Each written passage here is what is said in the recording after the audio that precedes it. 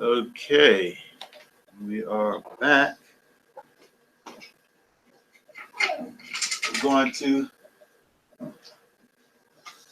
this wonderful Erev Shabbat. We're going to be looking at the triennial Torah portion. Today is T Dabar, you shall speak. We'll be looking at Exodus 19:6b, or I guess starting with the middle part or the last half of the 16th verse of Exodus. The 6th verse of the 19th chapter of Exodus through the 20th chapter and the 20th verse of the 20th chapter. Basically, the preparation for and the giving of the 10 Commandments. And in Hebrews, we'll look at 12:18 through 29, which kind of gives us kind of a overview. Kind of corresponds with the Torah portion reading. There's no psalm? No psalm, no prophet. We'll just look at these verses here in Exodus and Hebrews, and we'll go from there. So what we'll be looking at, of course, is the 10 Commandments. 10 Commandments, how it relates to us now, of course. And we'll see also, we'll talk a little bit about the new covenant as is customary, what we do here, dealing with the new covenant, since that's, where we are. I guess we'll start by reading Exodus 19 verse 6, where it says these are, will be the beginning of the B section, quote unquote, Pisky, all the way to 20. 20. All the way to 20. All the way to 2020. If you get tired, maybe I'll relieve you of your duties. Well, let's see what you can do. Read nice and loud. 19:6, starting where it says these are. Okay. These are the words Nice and loud. These are the words which thou shalt speak unto the children of Israel. And Moses came and called for the elders of the people, and laid before their faces, and these words which Yahweh commanded him. And all the people answered together and said, all that Yahweh hath spoken, we will do. And Moses returned the words of the people unto Yahweh. And Yahweh said unto Moses, Lo, I come unto thee in a thick cloud, that the people may hear when I speak with thee, and believe thee forever. And Moses told the words of the people unto Yahweh. And Yahweh said unto Moses, Go unto the people, and sanctify them today and tomorrow, and let them wash their clothes, and be ready against the third day. And the third day Yahweh will come down in the sight of all the people upon Mount Sinai. And thou shalt set bounds unto the people round about, saying, Take heed to yourselves that ye go not up into the mount, or touch the border of it. Whosoever toucheth the mount shall be surely put to death. There shall not in hand touch it, but he shall surely be stoned, or shot through. Whether it be beast or man, it shall not live. When the trumpet soundeth long, they shall come up to the mount. And Moses went to the mount unto the people, and sanctified the people, and they washed their clothes. And he said unto the people, Be ready against the third day. Come not at your wives. And it came to pass that on the third day in the morning that there were thunders and lightnings, and a thick cloud upon the mount, and the voice of the trumpet exceeding loud, so that all the people that was in the camp trembled. And Moses brought forth the people out of the camp to meet with Elohim, and they stood at the northern part of the mount. The Mount Sinai was altogether on a smoke, because Yahweh descended upon it in fire, and the smoke thereof descended as the smoke of a furnace, and the whole mount quaked greatly. And when the voice of the trumpet sounded long and grew louder and louder, Moses spake, and Elohim answered him by a voice. And Yahweh came down upon Mount Sinai on the top of the mount. And Yahweh called Moses up to the top of the mount. And Moses went up, and Yahweh said unto Moses, Go down, charge the people, lest they break through unto Yahweh to gaze, and many of them perish. And let the priests also which come near to the Yahweh sanctify themselves, lest Yahweh break forth upon them.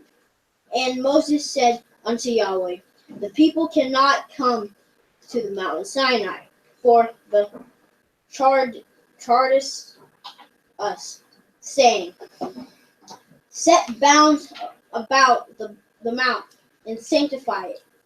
And Yahweh said unto him, Away, get thee down, and thou shalt come up, thou and Aaron with thee. But let not the priests of the people break through to come up unto Yahweh, lest he break forth upon them.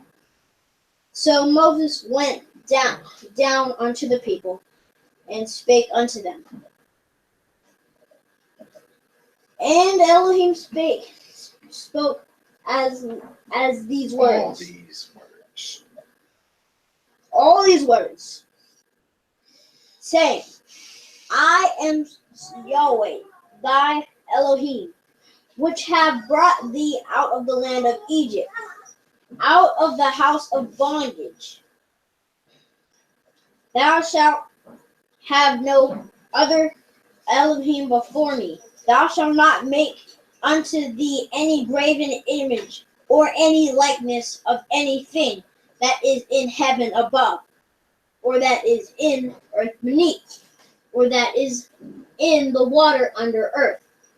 Thou shalt not bow down thyself to them, nor serve them.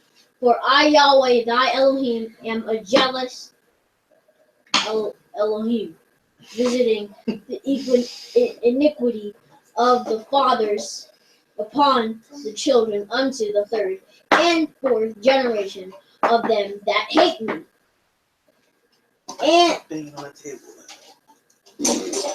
and showing mercy unto thousands of them that love me and keep my commandments. Thou shalt not take the name of of Yahweh thy Elohim in vain. For Yahweh will not hold my guiltiness that taketh his name in vain. Remember the Sabbath day to keep it holy. 6 days shalt thou labor and do all thy work. But the seventh day is the Sabbath of Yahweh thy Elohim. In it thou shalt not do any work, thou nor thy son, nor thy daughter, nor thy manservant, nor thy maidservant, nor thy cattle, nor thy stranger that is within thy gates.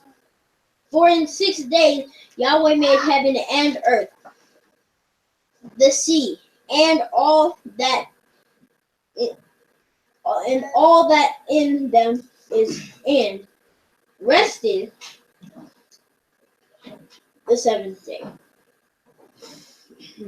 Wherefore Yahweh blessed the Sabbath day and hallowed it. Honor thy mother and father, that the days be long upon the land which Yahweh thy Elohim giveth thee. Thou shalt not murder, thou shalt not commit adultery, thou shalt not steal, thou shalt not bear false witness against thy neighbor, thou shalt not covet thy neighbor's house, thou shalt not covet thy neighbor's wife, nor his manservant, nor his maidservant, nor his ox. I hate to say this, but nor his ass, nor anything that is thy neighbor's. And all the people saw the thunderings and the lightnings and the noise of the trumpet and the mountain smoking. And when the people saw it, they removed and stood afar off. And they said unto Moses, Speak thou with us, and we will hear. But let not Elohim speak with us, lest we die. And Moses said unto the people, Fear not, for Elohim is come to prove you, and that his fear may be for your faces, that ye sin not. Okay, very good. Good job. So, yes, very good. So we look back, if we go back to the beginning of where we started to read, and 19, verse 6, where it says, these are the words that you shall speak. Let me just see this real quick. I think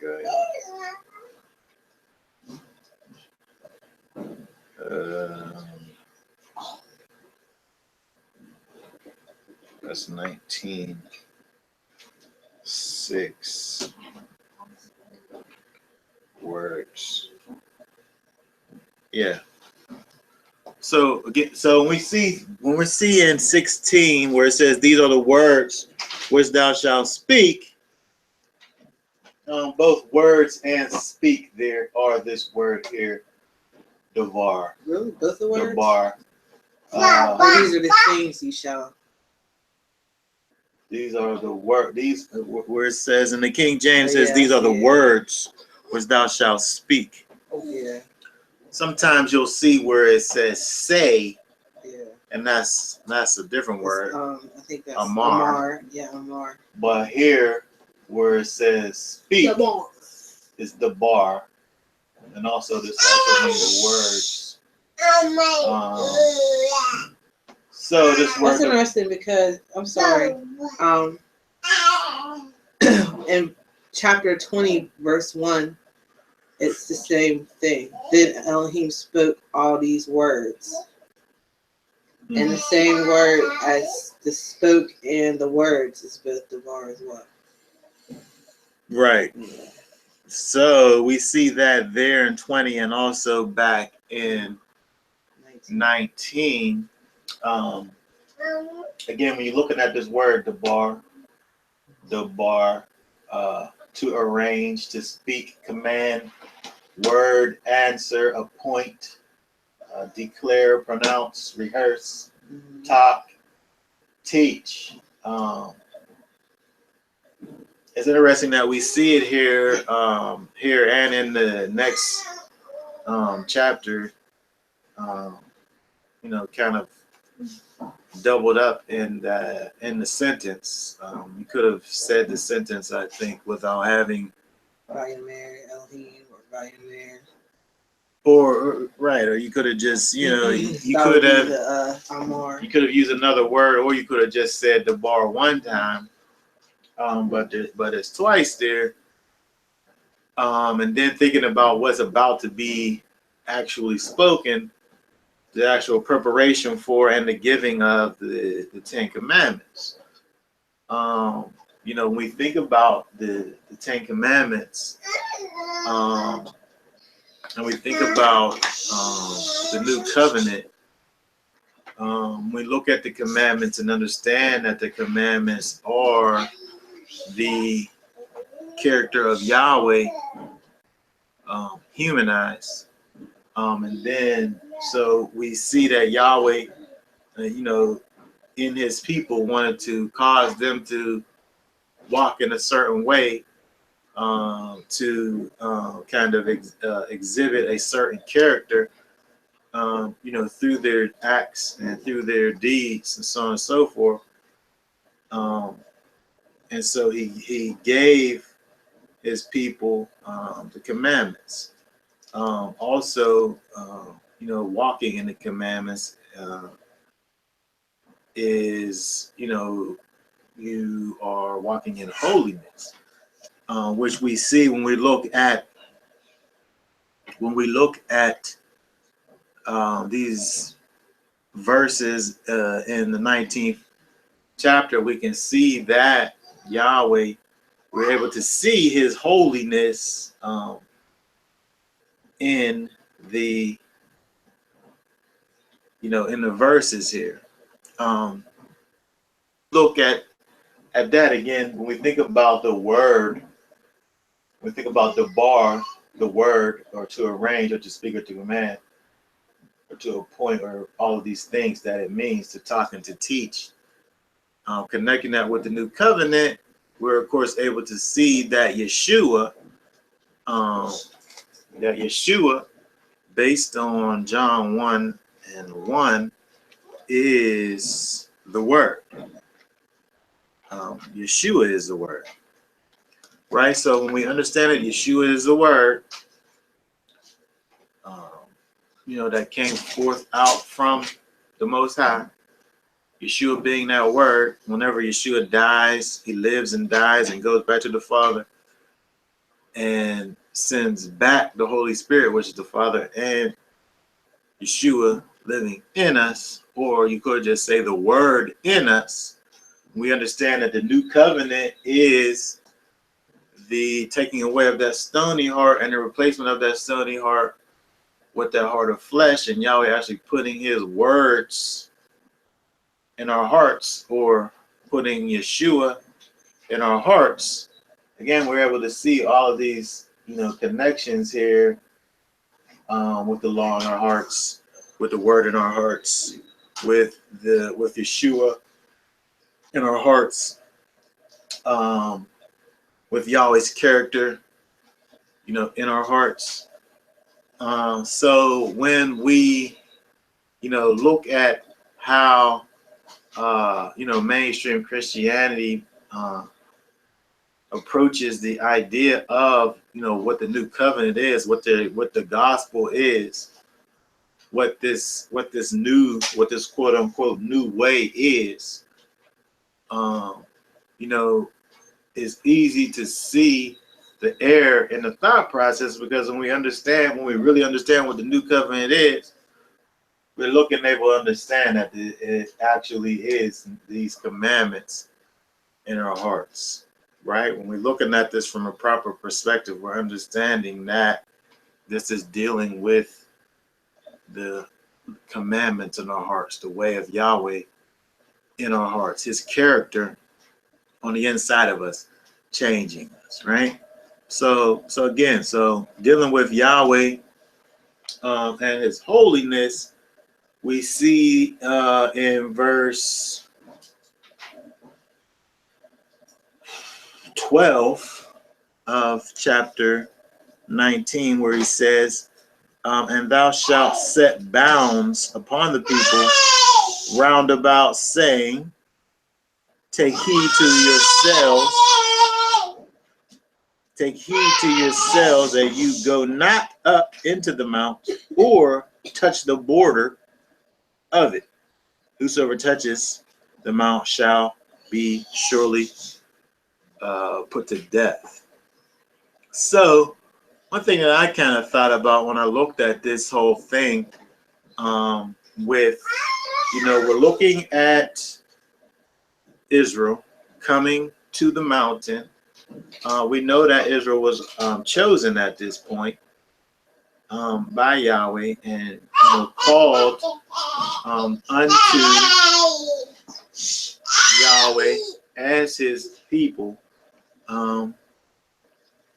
They were getting ready to and preparing for kind of the manifestation of this covenant relationship, right? This was basically the binding of the covenant. It had to be given. They agreed to the words. They agreed to the words of the covenant. In verse 8, they said, and all the people answered. They answered together and said, all that Yahweh has spoken, we will do. Without hearing what the covenant was, they said, we're going to do it, whatever it is, right? So they're entering into this covenant again, but they haven't heard it yet, but they're entering into it. And here we see that there is this requirement of this sanctification to take place prior to even the even before the covenant is given, right? Is necessary for a certain set apartness before receiving the covenant, which caused me to think about the idea of this idea of come as you are. Come as you are.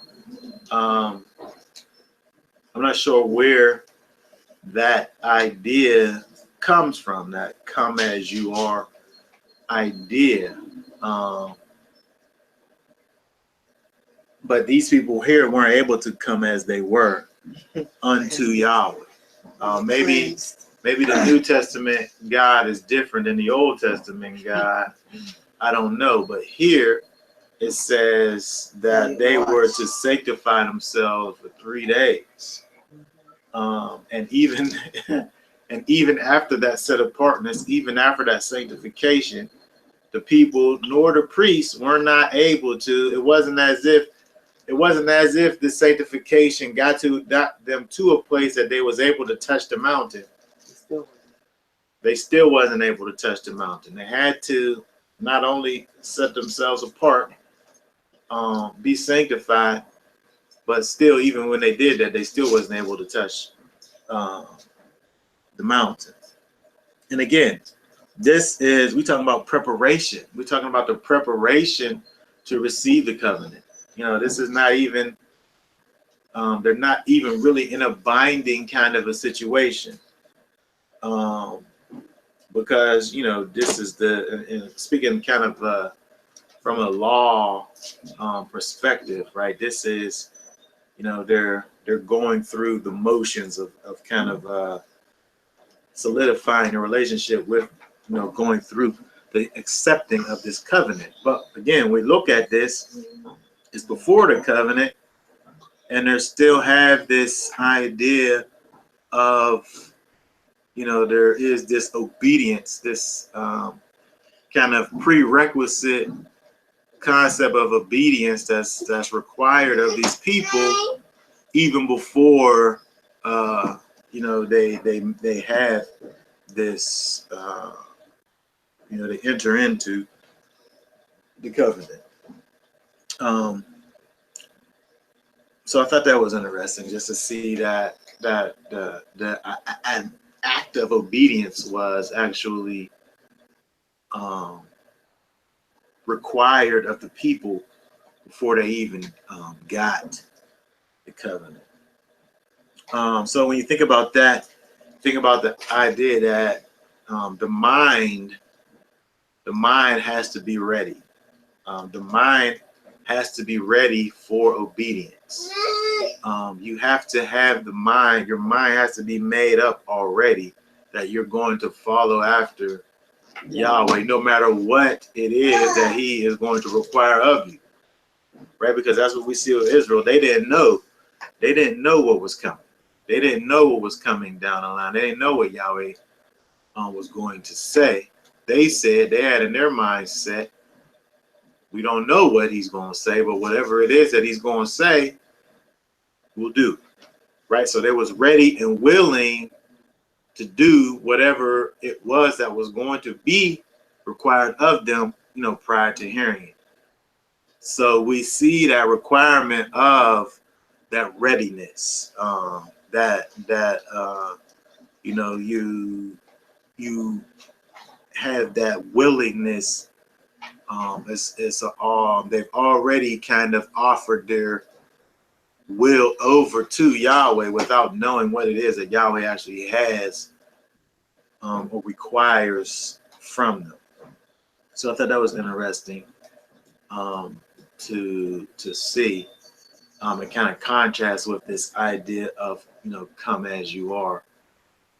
So people who want to get immersed, do you think that they should be asked if whatever Yahweh says for them to do, they're willing to do? Well, I think they don't know it all. They don't know it all, but I think the readiness, the kind of the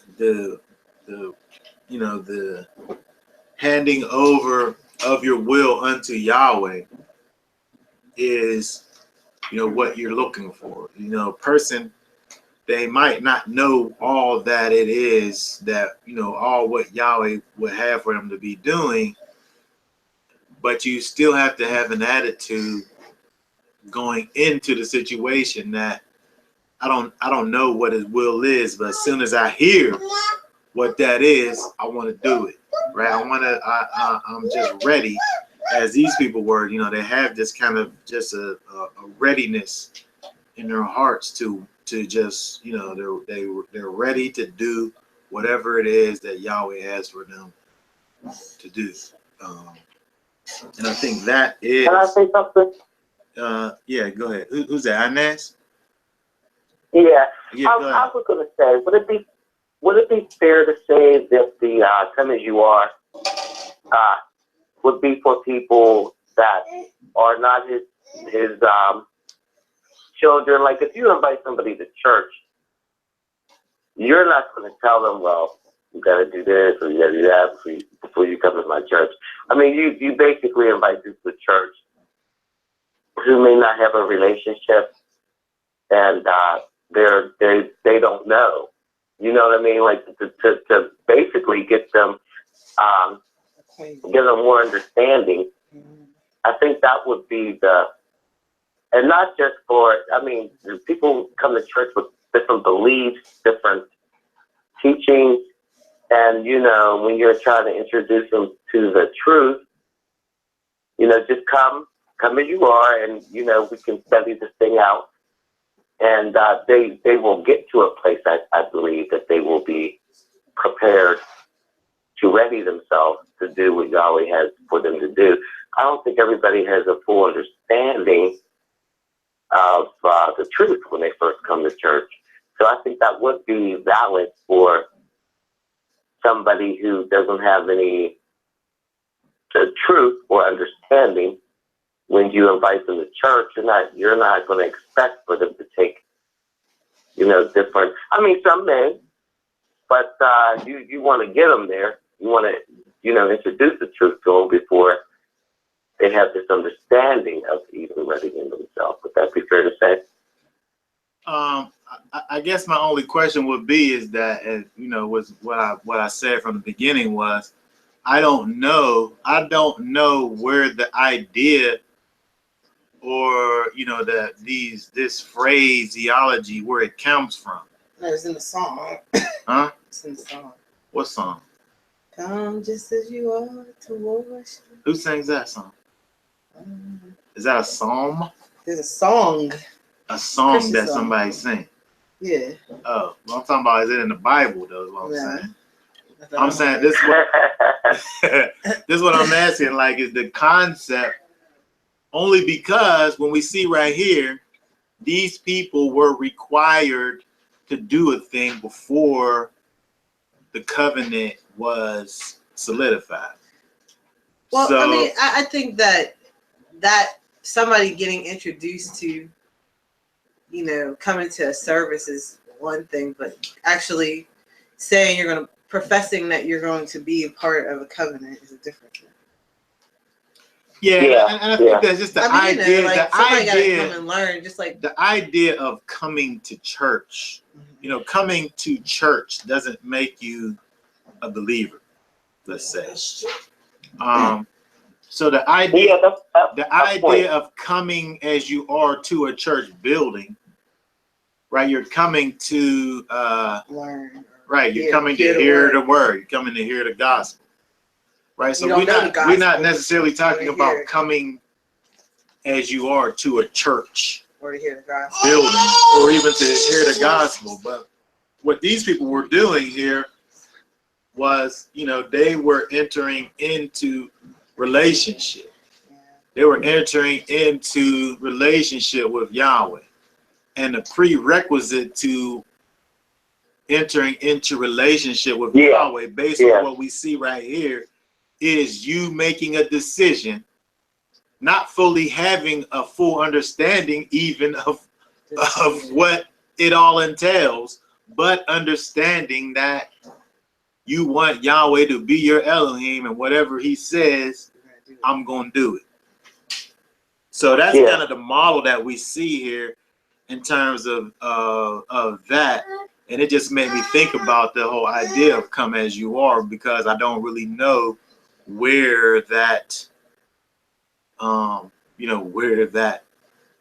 concept comes from, because when we see here, it's not something that's there, and we also see like a holiness, right? In this, we see the idea of holiness, that Yahweh requires holiness of his people. So maybe the people don't fully understand the completeness of what holiness is or what it even looks like, but at least at bare minimum, the understanding should be that Yahweh's holy, and I need to find out what it is that holiness looks like, and then whatever that is, I need to be doing that. In other words, what I'm saying is that people it seems as if sometimes people make excuses. Well, I'm still learning, right? I'm still learning. Yeah, they say I'm still learning. Nobody's perfect, blah, blah, blah, and all of this. But when you say those things, it seems as if it's kind of just an excuse not to just kind of move forward, because these people here, they didn't have that option, and in fact, they agreed before they even heard what the options were, right? So that the idea that I think this just shows forth is just this idea of readiness of heart to want to do whatever it is that you find that Yahweh would have for you to do, you know, and it not having anything to do with actually knowing what it is, you know, all the things that you are, you know, that you're supposed to be doing. Is it is it to say that the group that was at the mountain had some former knowledge of Yahweh? Say that again. Is it safe to say that the children of Israel that were at the mountain had some former knowledge of Yahweh? I think that it's only safe to assume. I think that it's only safe to assume that the knowledge of Yahweh that they had was based on the Exodus experience. I would say, you know, they had to be taught about Shabbat with manna, right? We see several times when, even in kind of phraseology of Yahweh becoming their Elohim, or referring to Yahweh as the Elohim of the forefathers. So it makes it seem that the people it seems that it's safe to assume that the people who came out of Egypt, their kind of knowledge of Yahweh pretty much began with the Exodus. So you don't think they knew anything of Abraham, or you don't think they knew none of the stories that got them to Egypt? I think that we can assume. I think that you can assume that they knew it. They knew they was going to be delivered. You could assume that they knew those things, but I think it's safer to assume that they didn't know, based on the actions of the people. Even we talking about as soon as they got out, there was so many problems with murmuring against Yahweh, who they had just got finished seeing, deliver them from Egypt. It's hard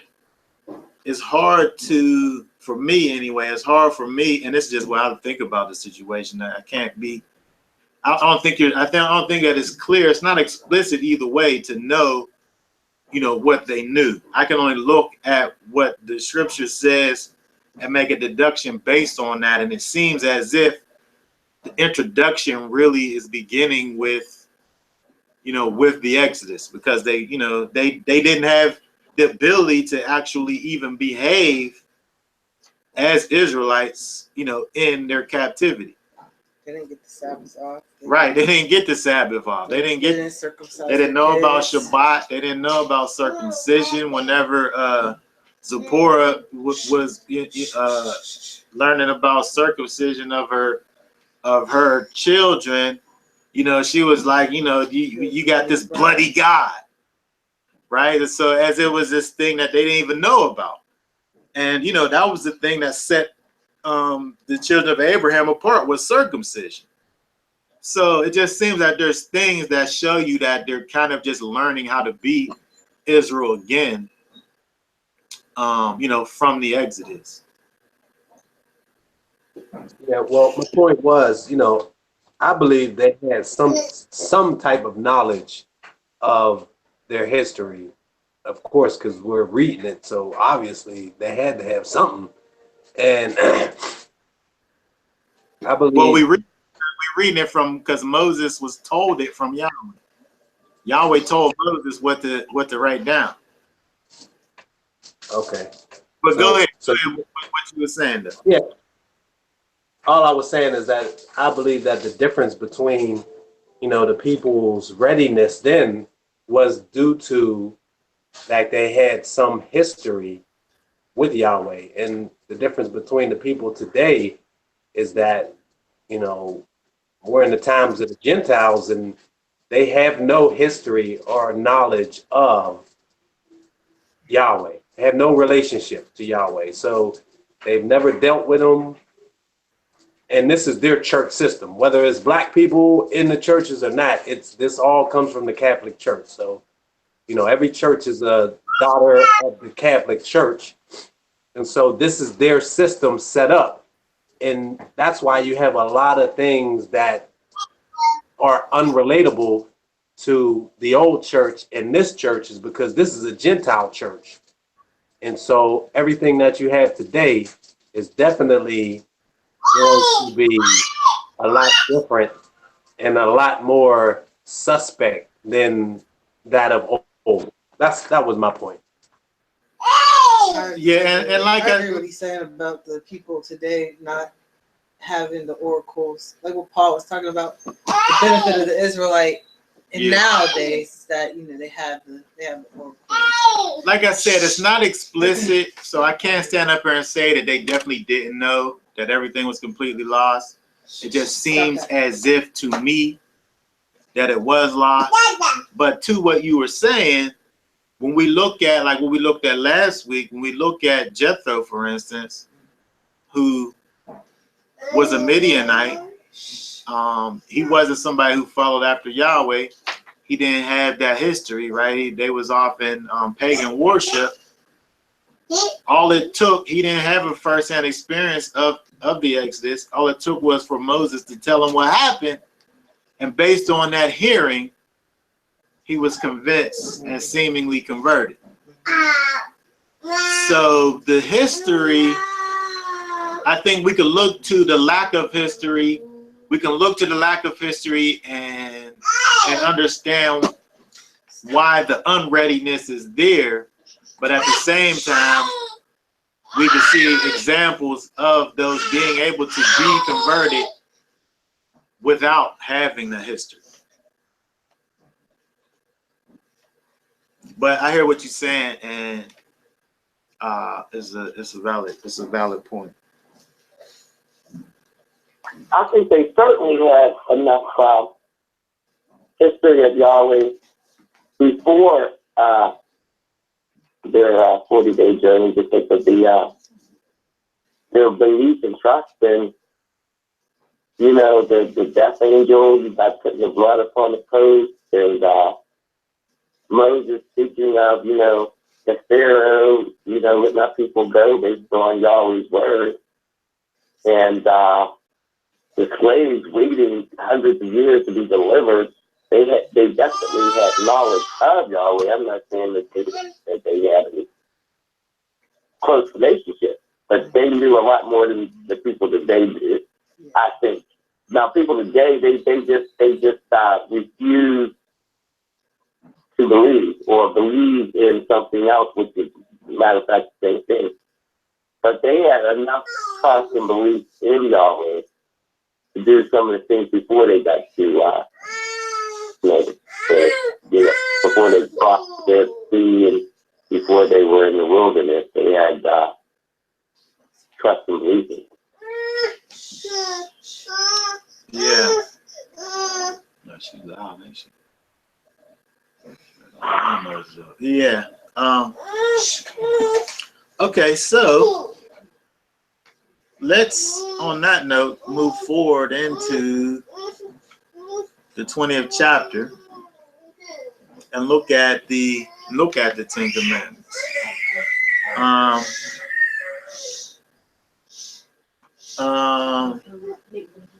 When we look over in chapter 20, different people look at the commandments and have a different kind of thought process as to how the beginning commands go.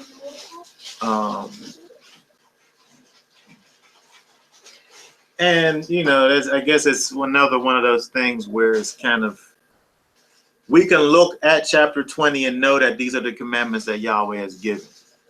And you can't take away from what the actual words say. The words are here, and this is what is required of the people. But when we look at the kind of the division of the Ten Commandments, I tend to look at it from a perspective that doesn't seem as kind of traditional as most. Like for instance, on our sign in there, what's number one in there? Idols. Yeah. Is idols number one? Yep. Thou shalt not make unto thee any graven image. And then what's number two though?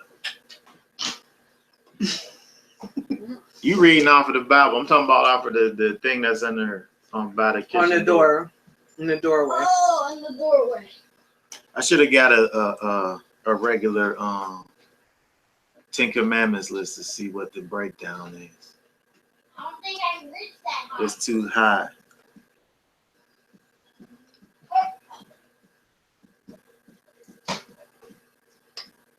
It's okay. Okay, but anyway, what I'm saying is the first commandment would be more of a kind of a declaration as opposed to a commandment. Mm-hmm. And one thing that verifies this when you look at when you look in the book of Proverbs,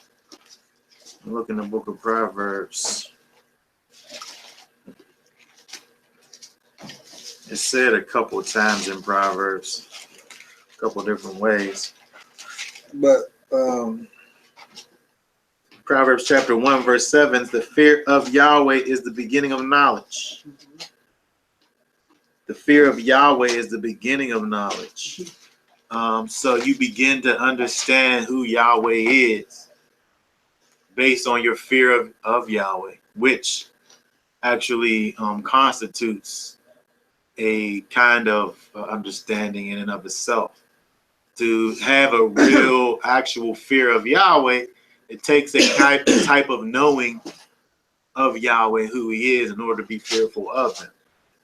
Right? You're able to actually fear him whenever you're actually able to understand who he is and what he is capable of, and so on and so forth. So when we look in Exodus, back in Exodus chapter 20, verse 1 and 2, where it says, I'm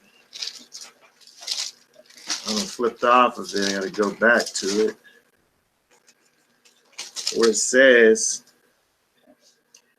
verse 2, I am Yahweh the Elohim, which have brought thee out of the land of Egypt, out of the house of bondage. Thou shalt have no other gods before me. We could say that declaring who Yahweh is and also declaring kind of a exclusive kind of relationship with him, and having that understanding of who he is what Yahweh is expecting first and foremost. And now it might be like he brought you out of some kind of a sin, or he brought you out of bondage to Hasatan or whatever, but he brought you out of slavery.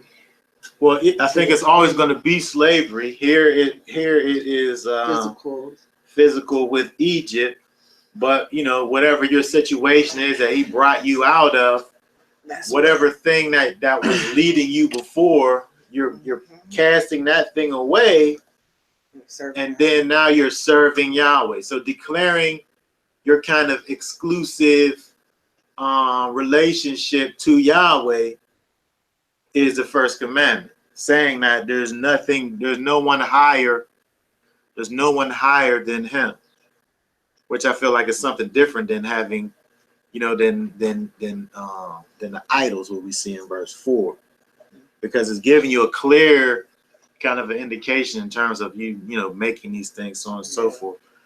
But the first thing that you must do, and even over here, when we see what happened in chapter 19, that before they even got into the specifics, it was necessary for them to have an understanding in their mind that it don't matter what it is that he's about to ask me to do, I'm going to do it. So even there, it was putting Yahweh on top without actually kind of the implication of Yahweh being on top is there, because of the fact of them making this declaration before they even hear what's going on.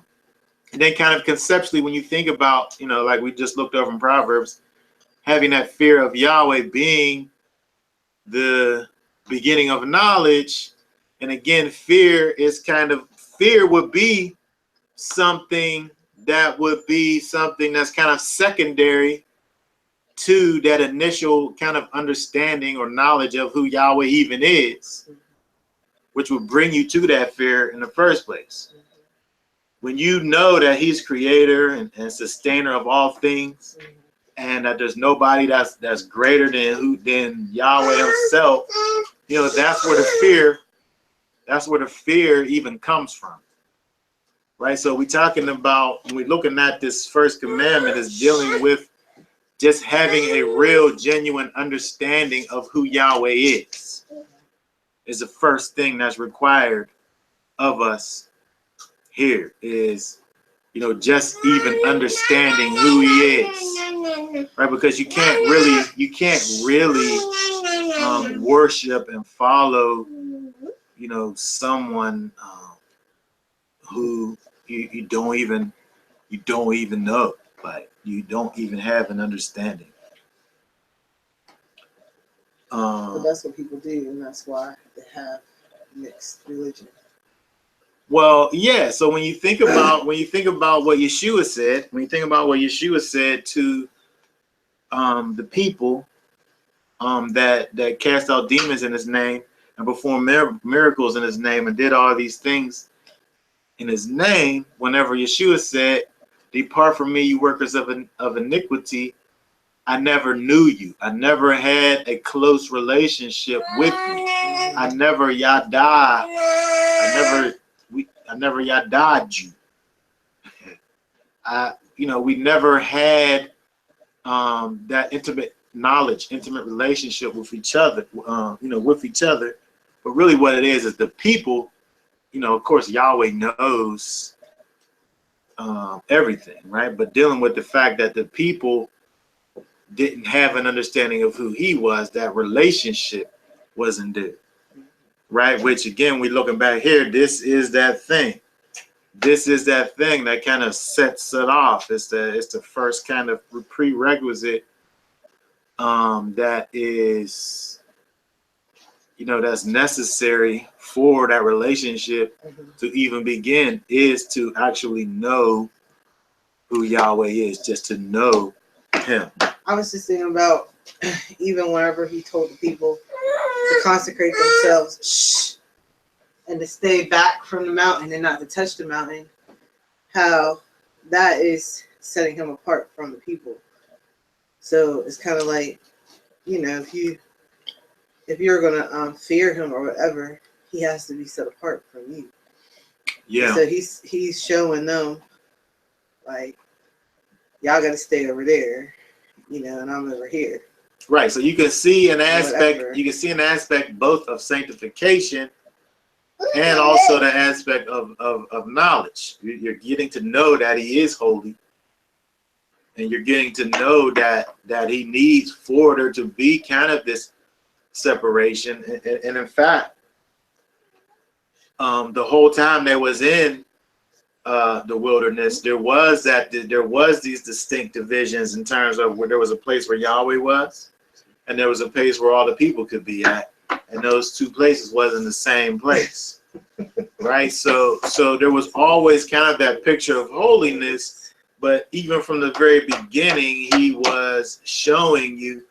So even in showing the people what sanctification was, he's also giving them knowledge of himself at the same time, which is really just proving the point that, you got to first have that knowledge of Yahweh, of who he is, first and foremost.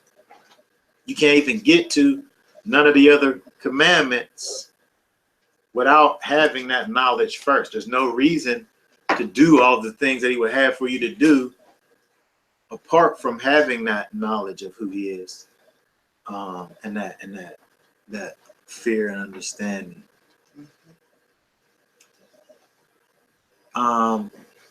Anybody have any thoughts about that?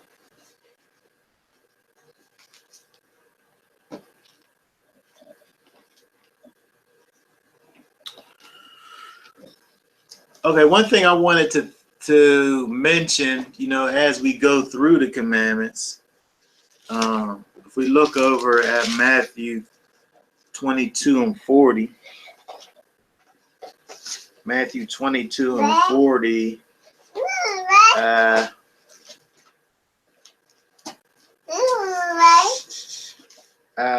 22 and 37, I'll read that. 22, 37 through 40 says, Yeshua said unto him, Thou shalt love Yahweh thy Elohim with all thy heart and with all thy soul and with all thy mind. This is the first and great commandment. And the second is like unto it, Thou shalt love thy neighbor as thyself.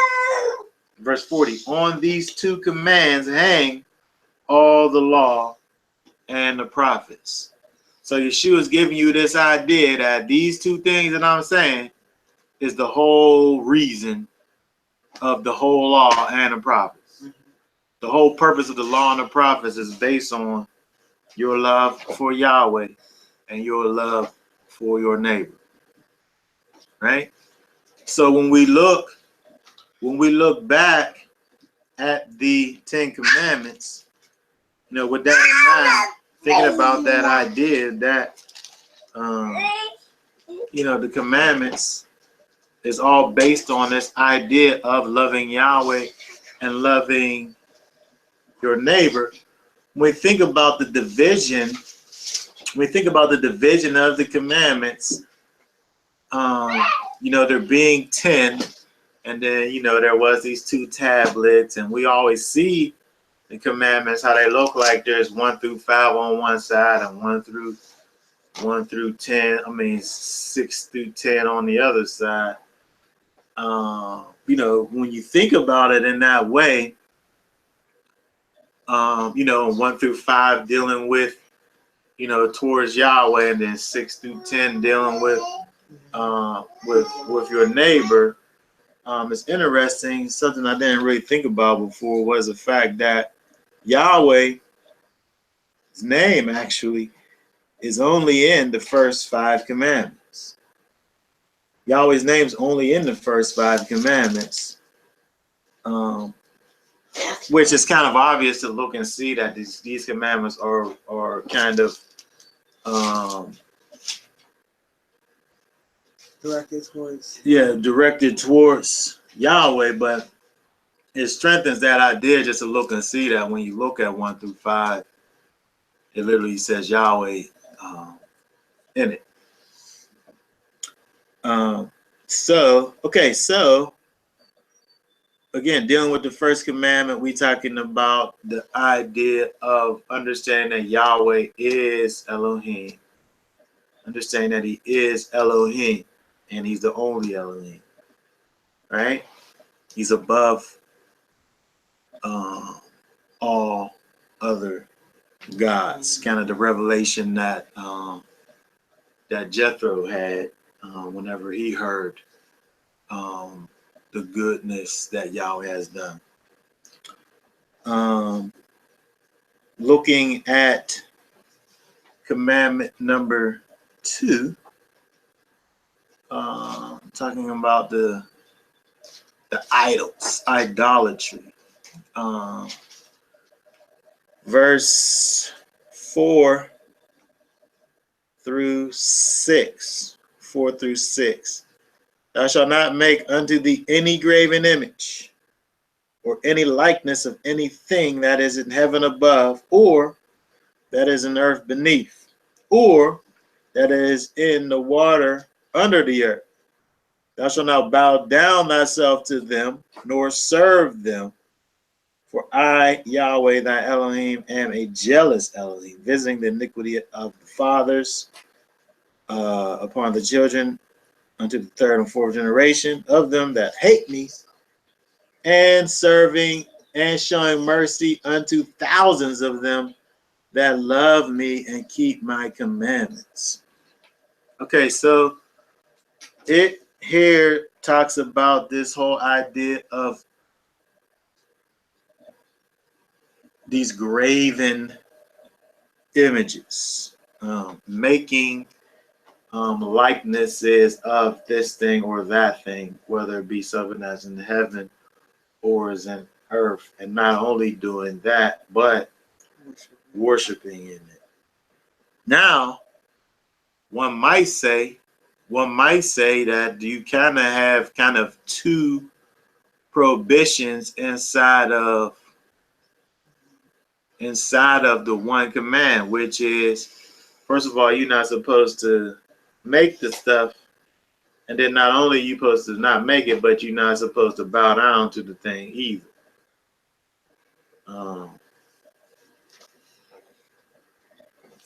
Anybody have any? I don't believe that. Anybody just to say she don't believe? I mean, that. Stop, Hisky. Stop. I mean, you're not supposed to make like a Asherah pole or A what? the Asherah pole, or like one of those like a dog, fish, or goat demon. You're not supposed to make those because those are obviously gods. Well, that's like an idol that you just making. But I mean, but what about just a likeness of anything that's in heaven above or that is earth beneath? But I mean, but Moses, but for the temple, the tabernacle, Moses made the cherubim, and he made well, that was a thing actually that was part of their worship. That was part of their worship, yeah. And then he embroidered. But what about something else besides something that they was already that wasn't part of their worship? No, I mean, I'm just saying that it was made. So you can't say that when they made that they was breaking the commandment. Like, I'm just saying, people. But you mentioning something that was actually part of their worship. But he said, "Don't do it." I'm saying, if somebody says you're not supposed to make something that's in the likeness of something in the heavens or on the earth, the cherubim are obviously in the heavens. I know, but I'm just trying to figure out: can you mention something that wasn't part of their worship? Well, wait, hold on, please. No. I'm not trying to do that. I'm not trying to do that. I think it's necessary. Why is it necessary? Because you're mentioning something that's actually part of the worship. You mentioned something that's part of the worship. If it was, why would he say you shall not do that? If it was, I'm saying is that if it was part of the worship, then that strengthens what I'm saying even more. You think it does? Yeah, because that's part of the worship of Yahweh. So why would he have something part of the worship of him that's making an image of something? If you say you can't make any images. Well, I'm not saying that's what it says. No. I'm talking about, you said that some people break it in half and say you can't make any images. Oh, I'm just reading. That's what verse 4 says that. I know. But the reason of making the images is the worship. And people wasn't worshiping the cherubim was just representing the throne of Yahweh.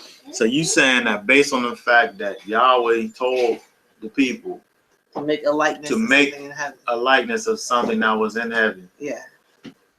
That based on that crushes anyone who tries to say you can't make an image at all. It crushes it. Totally crushes it. You can't make an image of anything at all in the heavens or in the earth. It's crushed. Now, if you make it so that you can worship it, then that's what the commandment is saying. Anybody have any? Because then we can't have fake flowers, and we can't have. Well, just because we got it, don't make it right. I mean, we can't have. We got a lot of stuff that don't make it right. I'm just saying, like, it just doesn't make any sense. It's just undue. Strange. Go ahead, Inez. I was gonna say, when I read that verse, it definitely reminded me of me. Actually, like when I lean upon my own understanding and do things my own way, and it's like I made myself a God to be God and make decisions that I should be asking Him about. So Yeah, that reminded me of me. Like when I tried to take over the situation instead of leading or enjoying to wait upon Yahweh's word. Now, I think that since we're looking at the Ten Commandments, I think that is kind of it kind of makes it kind of, I don't want to say necessary, but it's a good time to try to compartmentalize sin when we're given the Ten Commandments. So the thing that you described, it seems like it would be not necessarily idolatry, but you was not putting Yahweh on top by putting your own self on top. So it's not something that you formed or created. You didn't form or create anything. You're already been formed and created, but you put your own self up above Yahweh, which actually denies kind of the sovereignty of who Yahweh is, which would kind of be example of you kind of not the first command. Yeah, the first command was dealing with knowing who he is, right, and who is the Elohim. So I would say I would say that would be something separate from verse 4 and 5, because you're not making a thing, because you're talking about your own self. Unless, but I'm talking about is people who say you can't make anything that is on heaven or in earth, and that's outside of the realm of worship. You just can't do it. Period. Yeah. That's all I'm saying. What did somebody say? Go ahead. Say, what about what Yahweh says in Deuteronomy chapter 4:16? How does that relate to Exodus 20? Deuteronomy 4, chapter 6. It's very interesting what I'm looking at while you were talking, saying. Deuteronomy 4:16 says, lest you corrupt your start 15. Deuteronomy 4:16. I was saying start with 15. Oh, take you therefore good heed unto yourselves, for you show no matter of similitude on the day that Yahweh spoke unto you in Horeb, out of the midst of the fire, lest you corrupt yourselves and make you a graven image, the similitude of any figure, the likeness of male or female. And then it goes on with the likeness of any beasts of the earth and likeness of any winged fowl that flies, and so on and so forth. Lest thou lift up thine eyes, 19, lest thou lift up thine eyes unto heaven, and when thou seest the sun and the moon, okay, that's just going forth, even all of the hosts, shouldest be driven to worship them and serve them, which Yahweh thy Elohim hath divided unto all the nations, unto the whole heaven. So I think that really goes along with Exodus 24 and 5 in terms of he don't want you to actually it's a good point. It's a good point that's made, because if we say that we can't make nothing, that's if we can't make anything that's on in heaven and earth, then Yahweh commanded, just as kind of this asterisk exception when it came to the tabernacle. The Ark of the Covenant, and also with the priest's garments have pomegranates on it. Well, was they real pomegranates? They was made out of gold. But there's in the likeness. And then also you have the snake thing that they put on a pole, and they for the plague thing that happened. So I know that there are people who say that you can't make any likenesses of anything. And those same people don't like pictures for that reason, or any type of portraits or arts of anything, because they will say that you're not supposed to be doing that. But it seems as if the end game is dealing with you making that thing so that you can worship it, so that you can bow down to it, so that you can serve it. And that was kind of the end result that it came to with Deuteronomy over there, with these things that you make, and then end up worshiping it.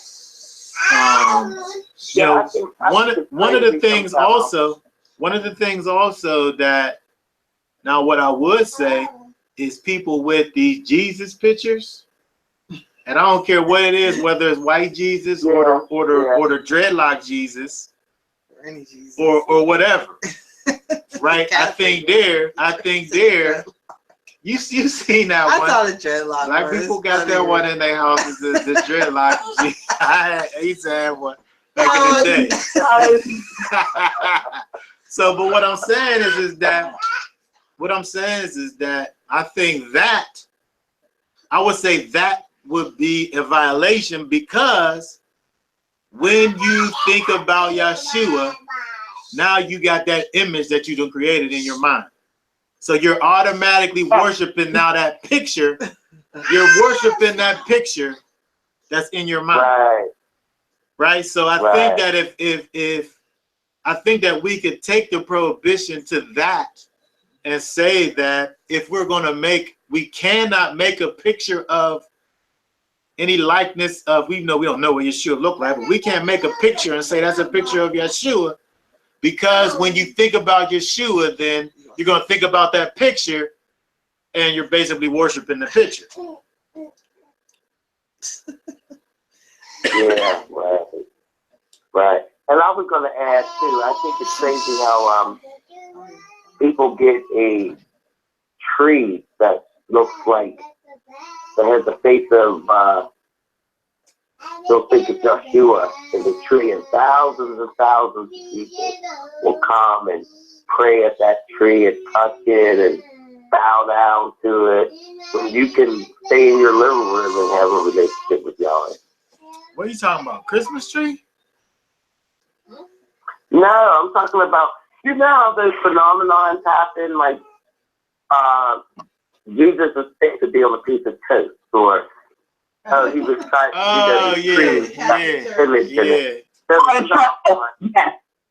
Yes. And how thousands and thousands of people will come out there, bow down to it. Yeah. You know, it's considered sacred. Or that little veil, veil thing that was in his, supposed to be in the tomb or whatever.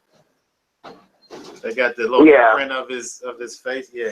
All those things, I would say, to me, those things those is idols, I would say.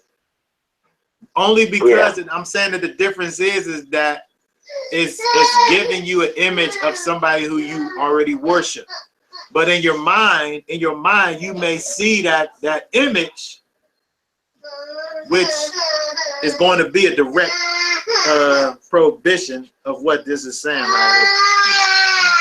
Because he don't look like that. That stuff is obviously fake, right? Mm-hmm.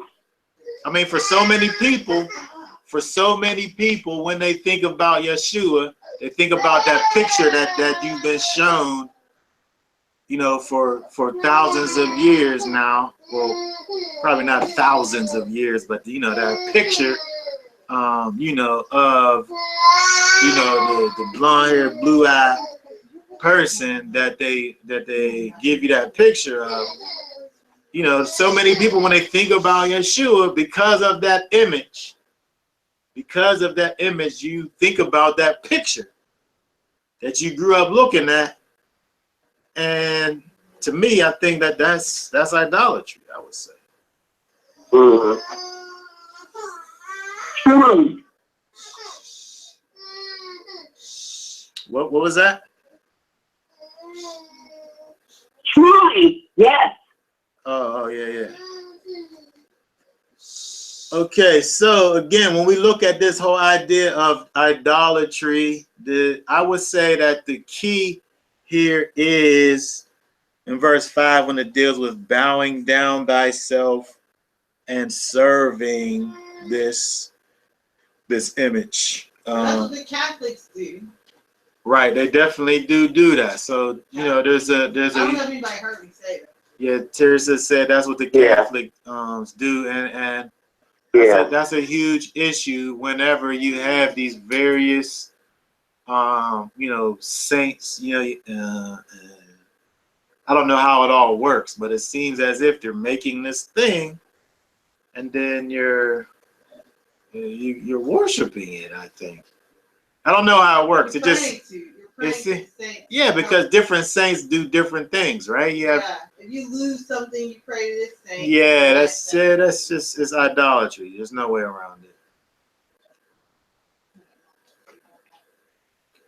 Okay, so that's. And Brother Tony, like you said, the Christmas tree, people bowing down to the Christmas tree, presenting their presents underneath the tree. Right. That's definitely idolatry.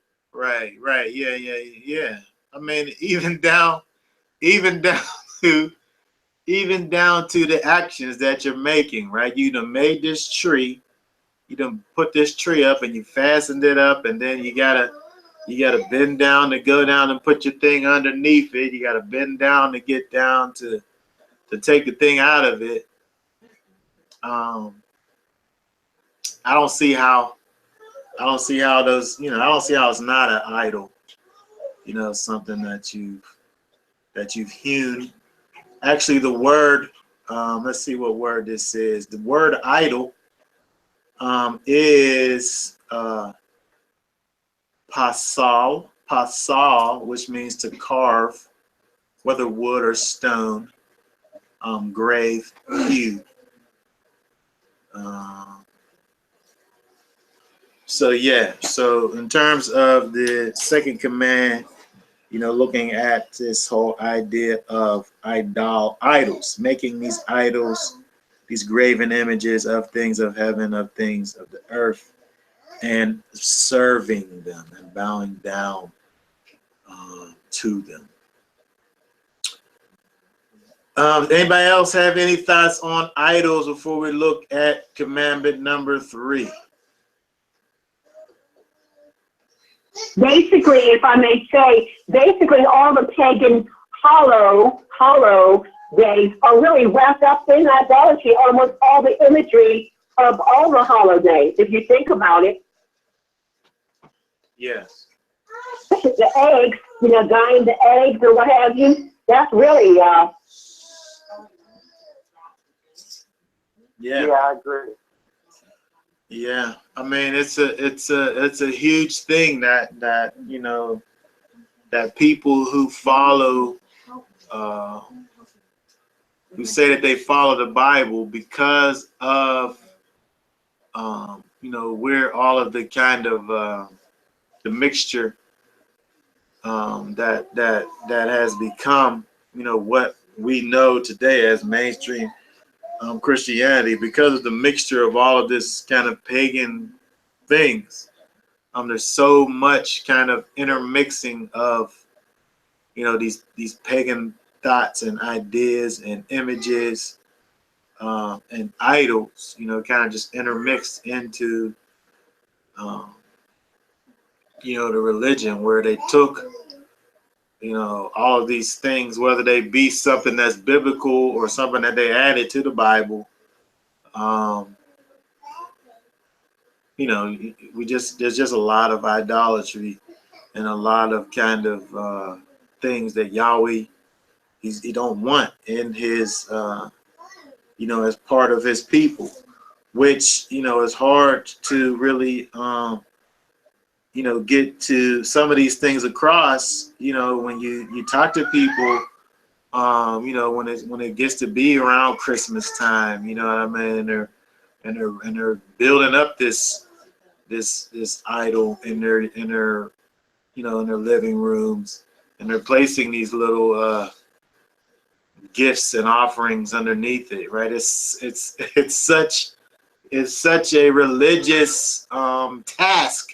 It's such a religious thing that they're doing, but then yet and still they try to make it seem like it's just kind of just, these are just these things that we're doing with no significance, right? But it's clearly something that's against what Yahweh is calling for. And again, when we look at what these 10 commandments represent, they represent how it is that we love Yahweh and how it is that we love mankind. And we have to get these basic kind of principles that these things give us. First of all, that we have to put Yahweh on top. Yahweh wants for us to actually have a knowledge and understanding of who he is, first and foremost. And then secondly, no idols. We can't have no other idols, right? No other things that we're worshiping and serving, because it says that he's a jealous Elohim, right? He don't want no tears to say fakers, but he don't want sloppy seconds either, right? He wants to be exclusive. He wants exclusivity, and that's what this whole idea with this whole idol thing is about. So in verse number 7, it says, "Thou shalt not take the name of Yahweh the Elohim in vain, for Yahweh will not hold him guiltless that takes his name in vain." Let's see here. This word vain is shav. Shav. Desolating. It means evil. It means ruin. Uselessness. Vain. Vanity. It comes from the word that means to rush over, desolate, destroy, wasteness. For his name in wasteness. Yeah, so some of the different ways a word is used, translated in the King James, is vain, vanity, false, lying, falsely, and lies. Also, those are all different ways that word is used, in the scripture. So using his name in vain. What are some thoughts about how one might even break this commandment? Because if we don't know how we're breaking it, you could be doing it and not even know it, right? Recently, Donna Roth had to go to court right there, and they wanted him to swear on the Bible. It's there, like Matthew 5, Matthew 6. That's one example that the world teaches as a tradition to swear in the Bible, but he always tells us not to swear. But that's really a form of blasphemy, right? Well, I think that, I would say that in terms of that.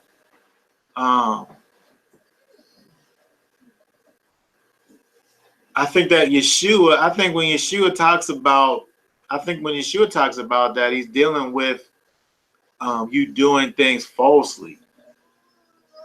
Because there are definitely parameters. I would say we definitely see parameters upon how we are to swear.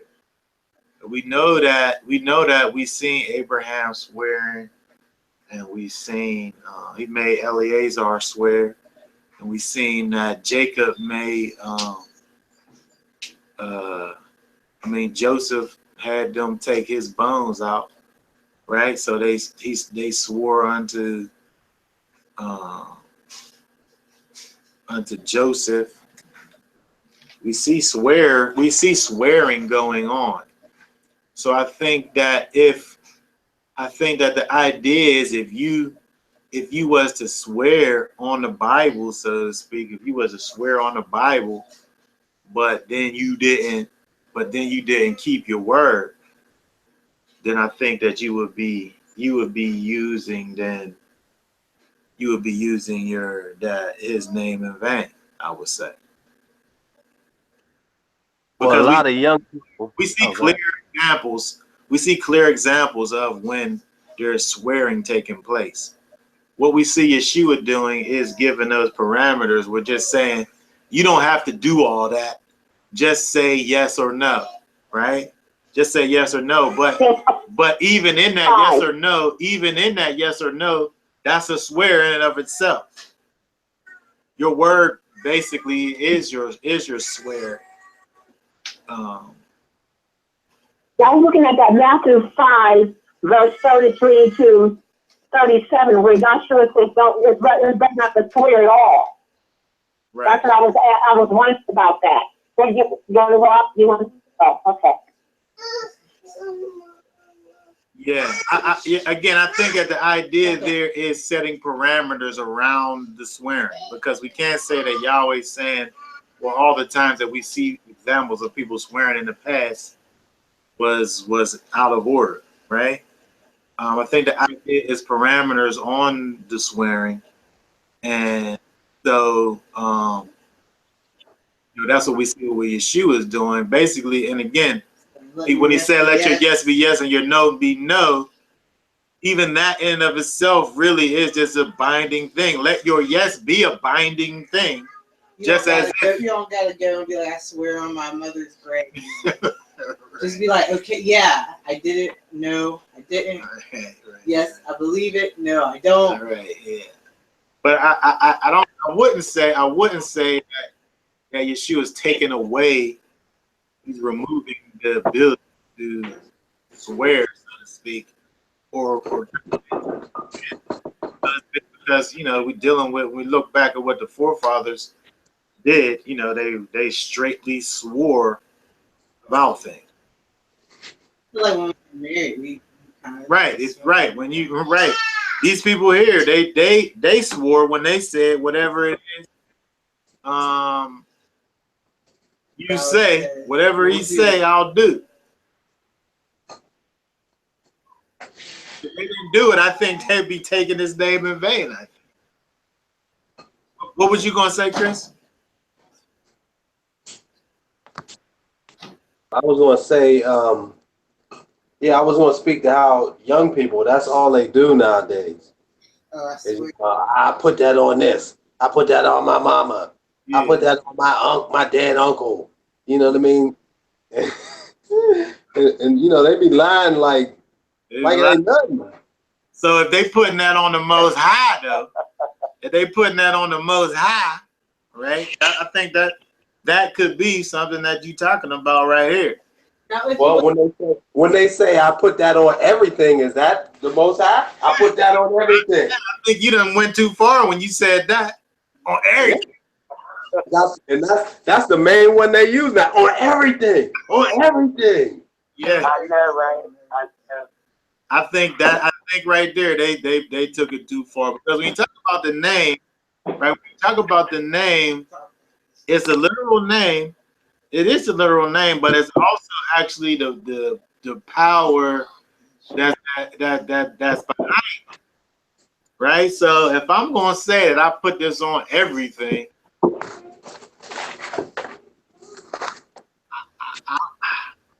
I think that has to include the most. I think that that's taking it too far. But doesn't the ignorance kind of free them of their guilt? Nah. Well, I would say it frees them of the personal guilt. In terms of the person, if like I was to do it in ignorance, I don't feel guilty about it, but I'm still guilty. Right? Well, hold on now. I'm saying that it don't take away the guilt, but it does take away the personal guilt in terms of I don't feel guilty about it because of my ignorance, but I'm still guilty. Well, I can't remember the scripture, but it talks about that being held accountable for the things we do in our ignorance. I can't remember the scripture. Goodness. Think about the word trespass. When you think about the word trespass, trespass gives you the concept of guilt. And when you talk about trespass, if I wander onto your property, I'm trespassing against you. But maybe the boundaries weren't clear, or somebody knocked your thing down, or what have you, and it's probably not able to see that I'm on your boundaries, right? But I'm still trespassing, right? So when we think about this idea of guilt, there's two components.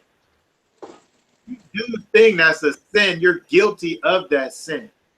That's sin.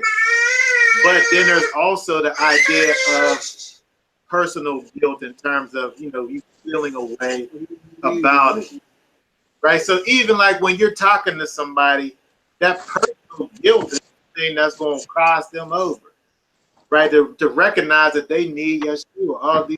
All this time, I've been, transgressing Yahweh, and I'm in a bad place, and so on and so forth, which will cause that personal guilt, which kind of lines you up with that transgression, which you're already in, right? Based on doing the thing. But we can't say that somebody's exempt because they don't know. That's just interesting. That'd be nice if that was the case. That'd be real nice. That's interesting. Right. Yeah, I know. I didn't mean. Go ahead. I'm sorry. I was saying that it's interesting because I was talking to someone about, something that I saw was sin, and they didn't really see it as sin. Yeah. And so they don't see this. It don't really matter. Even if it is sin, they don't see it as sin. They don't feel guilty. They don't have that personal guilt, but it don't relieve them of the fact that they're trespassing against Yahweh's law. Right. So that's even what we're looking at in terms of how this started, where the people, they don't know what Yahweh's law is, but whatever it is, they say they're going to do it. So when you're talking to people and you showing them the ways of Yahweh, people need to have kind of this heart and a readiness to do the will of Yahweh, not necessarily knowing what that is. And it's just kind of really that stony heart inside of people that makes you say, well, I don't believe that's a sin. I'm just going to do what I do until I feel led to do it. But I think that in terms of this whole idea of using his name in vain, I think another way that we use his name in vain is when we say that we are followers of Yeshua. When we say that we are Israel, we say that we are believers in the Most High. Chris, can you mute yourself again? We hear all your little movements over there. Oh, you hear me washing my hands. All right, my bad. Thanks. Okay, so when we say that we are believers in Yeshua, right? And then we don't, and we kind of set a bad example in the eyes of other people, people who are looking at you, we set bad example in the eyes of them. I feel like it's taking his name in vain, because you being a representative of Yeshua, you being a representative, a priest, a king and a priest to the nations, and then when you don't walk in that way, and you're not continue to upholding that name that is placed on you, right? That name is placed on you. What was that? Ephesians, when it talks about That name that's. But when we don't walk in Yeshua for man to see, when we kind of bring down the name of Yahweh in the eyes of others, I feel like we're taking his name in vain. I feel like we're bringing destruction to his name and uselessness to his name, as that word means, or even bringing evil to his name, right?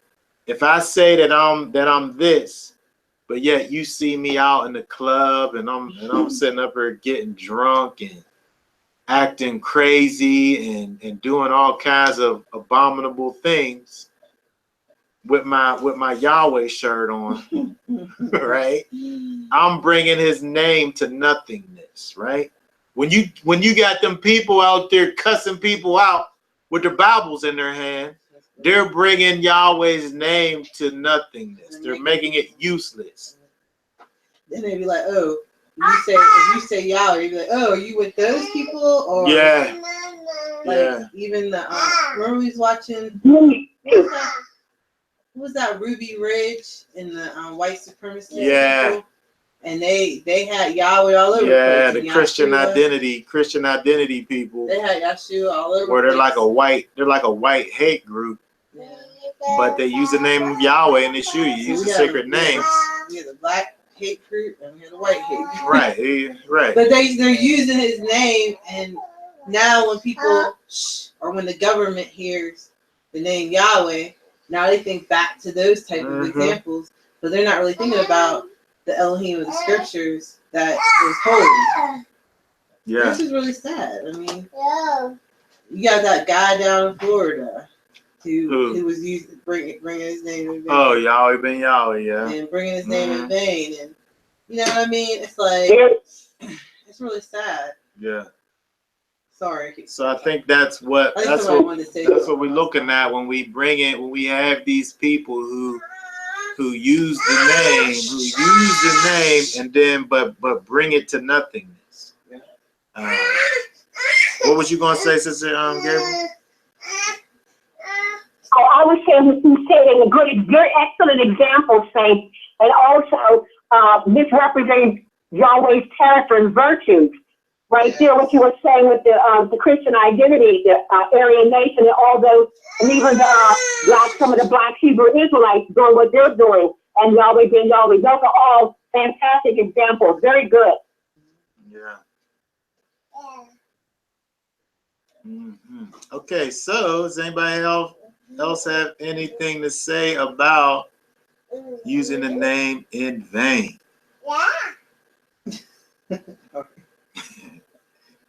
Okay.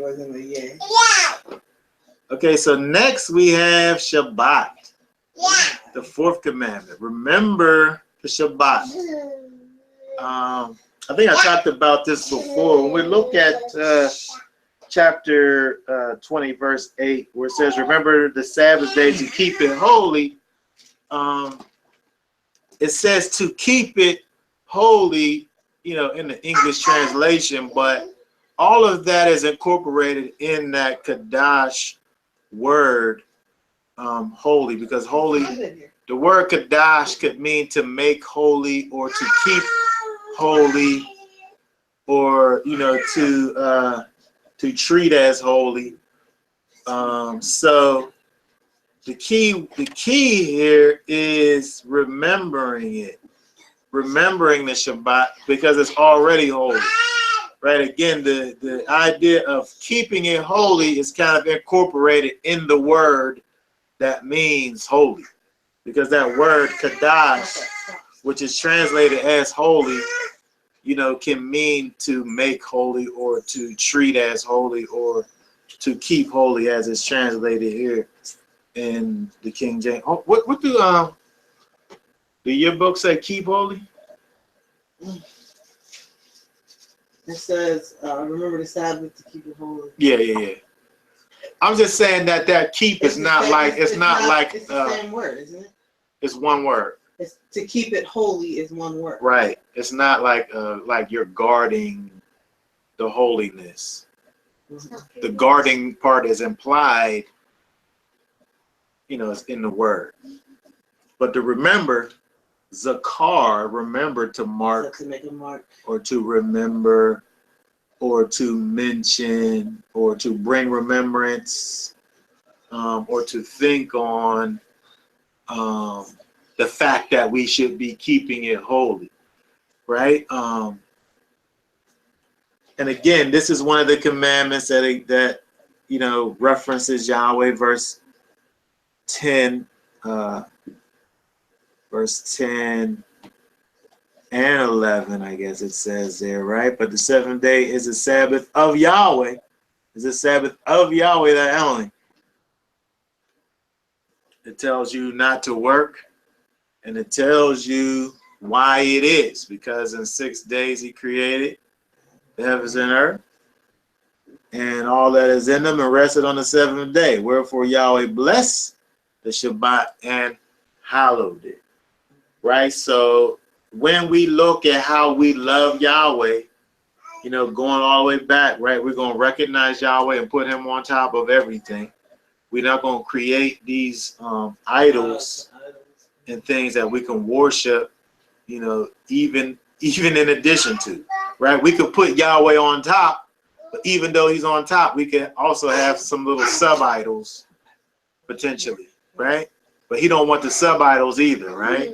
He don't want none of that stuff, right? And then also in terms of keeping, not using his name in vain, right? And then and remembering this Shabbat day and keeping it holy. This is how we love Yahweh. It's not just kind of another commandment. It's not just like another random thing. But whenever Yeshua, is talking to the disciple that comes up to him and talking to him about what it is that he needs to be doing, loving Yahweh with all your heart and with all your mind and with all your soul, this is the great command. So when we're looking over here at these commandments, this is how we do it, by keeping his Shabbat. By keeping his Shabbat, by keeping it holy, right? By setting this time apart, by remembering that this time is set apart, right? So that's another thing we think about in terms of when we look at the fact that Yahweh holy hallowed it, Yahweh set it apart. So it's almost as if that Yahweh made this time special. We not necessarily making it special, we just remembering that it already is special, right? We're remembering that this time is holy and dealing with it as such. So, when we think about the idea of loving it, now this is the other thing. Now, as we go down in the commands, it seems as if when you break in one of these commands, the Bible says when you break one, you broke them all. But as we look at these things, they're kind of intrinsically connected, because if I say that I follow Yahweh, if I say that I'm a servant of Yeshua, if I say that I'm Israel, and then I profane the Sabbath, I profane the Sabbath, and then people see me profane the Sabbath, I'm also what? I also put myself above him. I put myself above him, and I'm using his name in vain. So I done at least broke 1, 2, 3 commandments by breaking the 4th commandment.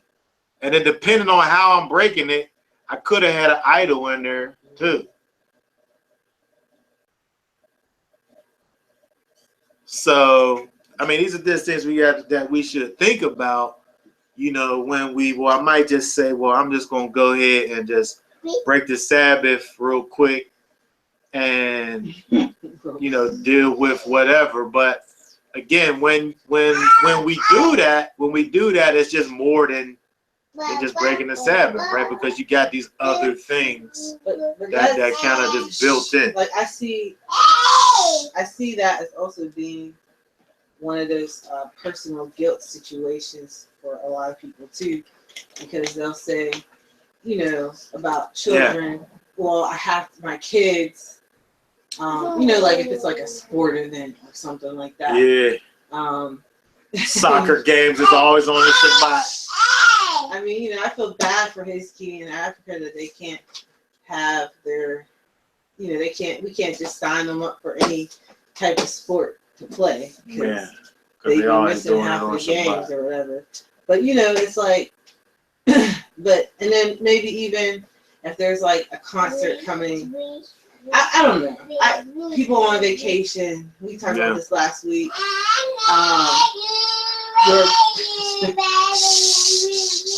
People who have like that's why I don't be on Facebook anymore, because if it's your birthday, then somehow you got a pass on the Sabbath. Like, if your birthday happens to be on Saturday, or if you're on vacation or something, yeah, you get a pass, and then I'm like, well, was this taken from yesterday or was this taken from today? Right. Yeah. So then you have people who are like, well, I was on vacation. Well, that doesn't really mean anything. Or I done kept the Shabbat on vacation plenty of times. So you mentioned the guilt thing. You mentioned the guilt thing, which brings up the same thing in terms of if Yahweh said it's holy. Yeah. It don't matter if you recognize that it's holy or not. In fact, you breaking the commandment by forgetting that it is, because he said to remember. He says zakar, which is you supposed to make a memorial, which is the same thing as like if you go to like a cemetery or something and they got like a little headstone, right? You done made a memorial, or like if somebody crashed on the road and they put those little memorials out, right? You made a remembrance, a memorial of this day. So if you want to say, well, you know, just because you're not accepting the guilt, you not accepting the guilt is you not remembering it, right? So, you know, again, it don't excuse a person from you know, actually breaking the command. You know, if you break it, you know, you broke it. Whether you accept the fact or not doesn't mean that you didn't break it. Right? If you don't feel guilty because you broke it, don't mean that you didn't break it. So again, and we talked about this.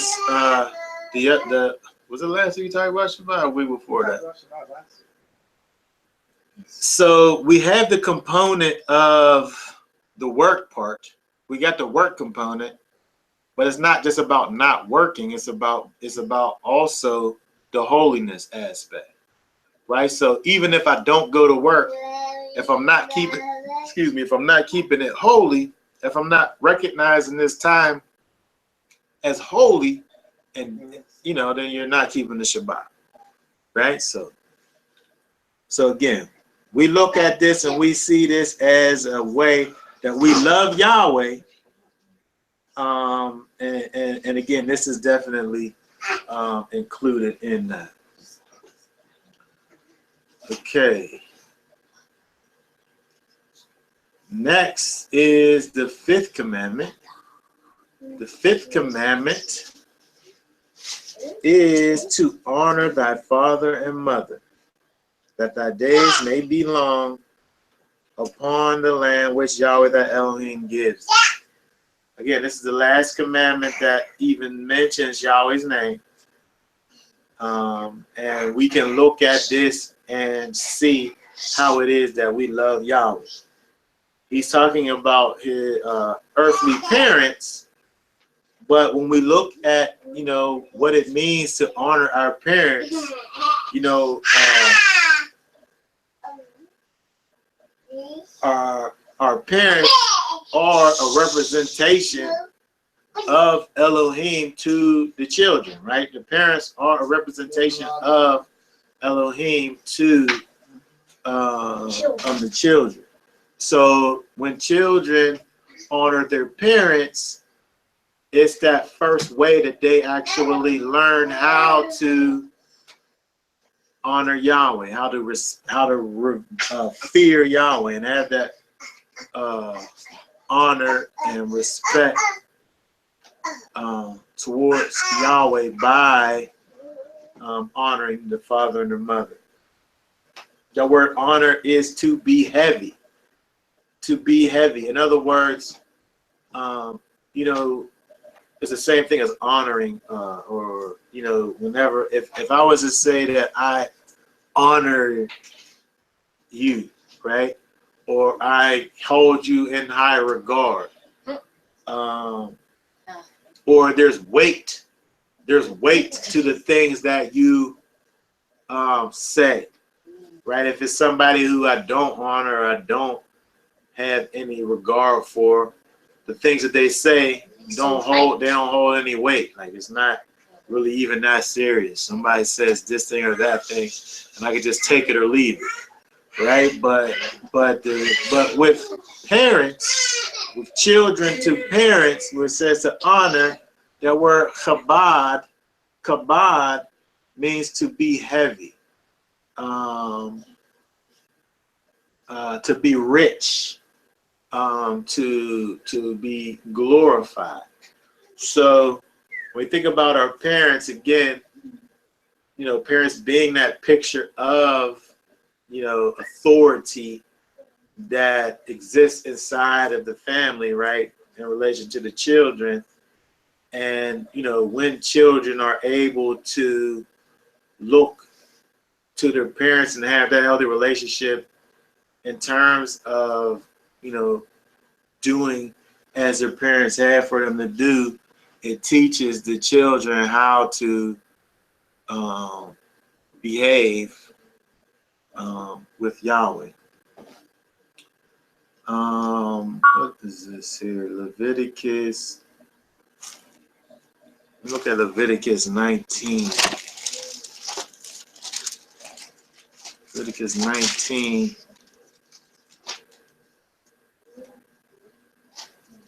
Leviticus 19 puts these two things together that we just looked at. You shall fear every man his mother and his father, and keep my Sabbaths. I am Yahweh your Elohim. Verse 3 of chapter 19 of Leviticus kind of gonna smash these two things together in terms of that reverence towards parents. It's kind of on this equal footing with Shabbat, which is interesting. It's not as if it's putting it as if it's some kind of lesser thing than the Shabbat is. However high Shabbat is in terms of its importance, it's just as important to honor. And here it says fear. So we're even adding fear to the honoring of the mother, of the parents. Which, you know, again, I thought that was interesting. And we talk about this commandment being one that has a blessing with it. But I was thinking about this, or verse 12 in Exodus chapter 20, verse 12. Honor thy father and mother, that thy days may be long upon the land which Yahweh thy Elohim gives thee. You know, as we learn Torah, as we learn, you know, the commandments of Yahweh, we find that those rebellious children sometimes was killed. What? If you didn't like that one, sometimes those rebellious children are killed, right? So I guess those ones, their days won't be long. No, they won't. In the land that Yahweh the Elohim has given, right? So I'm just saying it might not necessarily be about this special blessing that you get as a result of obedience, but, you know, as we go through the law, we find out that you know, very disobedient children are killed. Stoned, yeah. But then again, maybe, you know, it could be like a special blessing that goes to those that honor their father and mother, or it could just be that if you don't honor. Okay, does anybody have any thoughts on honoring your father and your mother? or anything that we talked about up to this point. Okay. All right, moving forward, Murder. we have the 6th commandment. We have the 6th commandment, which is thou shalt not kill, which murder actually is more accurate. Just straight killing is not the thought that we get with the word ratsak, which means to dash in pieces, to kill, especially murder, put to death, to manslaughter. I thought this was interesting in terms of the ancient. We look at this word here. Put it over here. Do my. They're cool. There's a marker over there. You almost falling. Yes, I almost fell on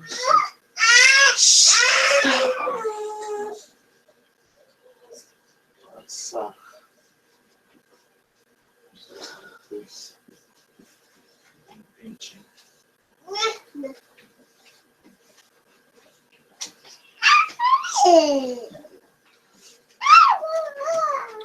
This word rasak means to murder, and if we look at the ancient, it gives us the man's head. It can be representative of a man. This is a man on his side, which is a man on his side, which is actually hunting. Oh, it was a path and a destination. It's a path and a destination. There's also the man on his side, Sadi. There's also a man on his side hunting. So you're right, but it's both, right? And this here is the fence, which makes a distinction from the inside and the outside. So if we have a man who's on a hunt, to put those on the outside, if we say this, if we say hi, right? That's life. Okay? So a murder is a man that's on a hunt to put those on the outside of life, right? Murder. Slaughter, murder is not dealing with just killing, because war wasn't a breaking of the commandment. Just going to war is not the idea. But when we're dealing with murder, just a disregard of someone's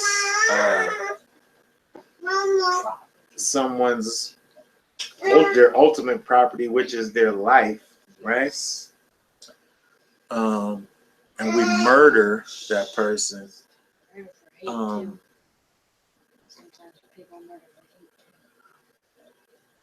Yeshua said hate is like murder, right? Because we think about, I guess you can't really murder a person without hating, right? You have to hate first in order to actually murder. I have to have a total disregard for you as a human being in order to be able to just stop your life. So when we look at what Yeshua did in terms of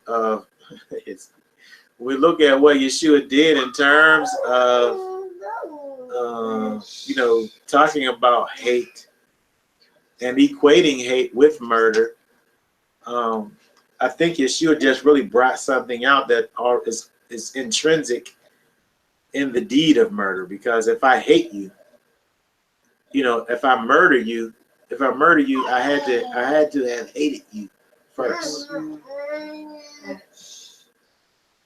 I had to have total disregard for you as a human being first. That's also how war comes. Because they hate. Well, sometimes war is not. War wouldn't be included in this. That's why we're not just saying just the simple fact of me killing a person.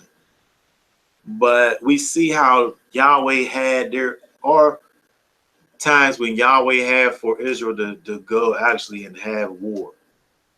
And then also when he had for the people actually to just totally just wipe out nations, right? They're killing everybody. Nobody can last, right? Everybody. So it's not just dealing with just plain old killing, but the idea of murder and what goes along with it, and also hatred.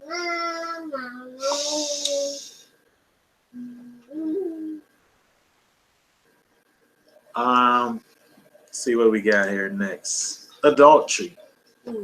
Adultery.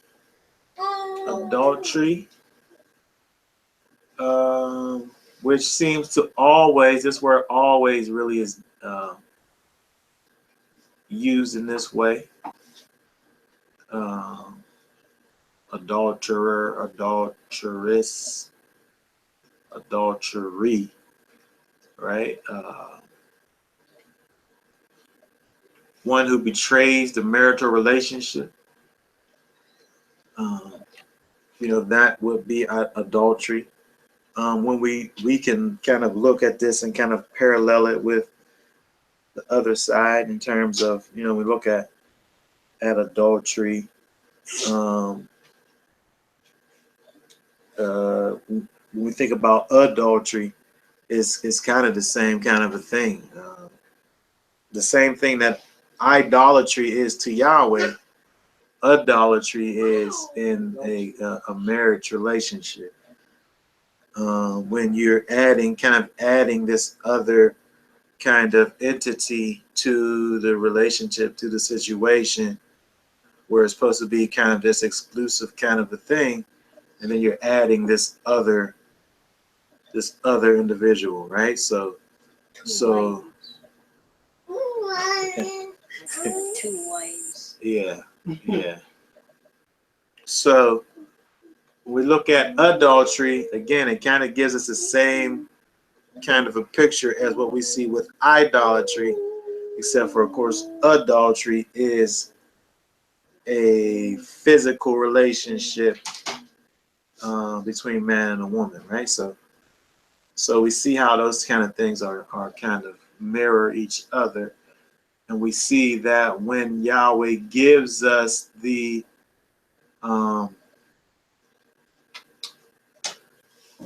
commandments, we see what he says, or how he says that we are to love. The word adultery is na'af, which was another thing I seen that was interesting in this. Na'af.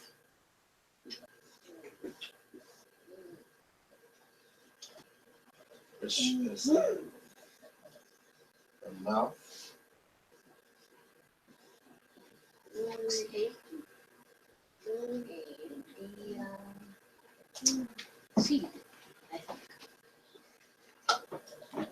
Right, so we have the noon, or the sprouted seed, which gives the idea of continuance.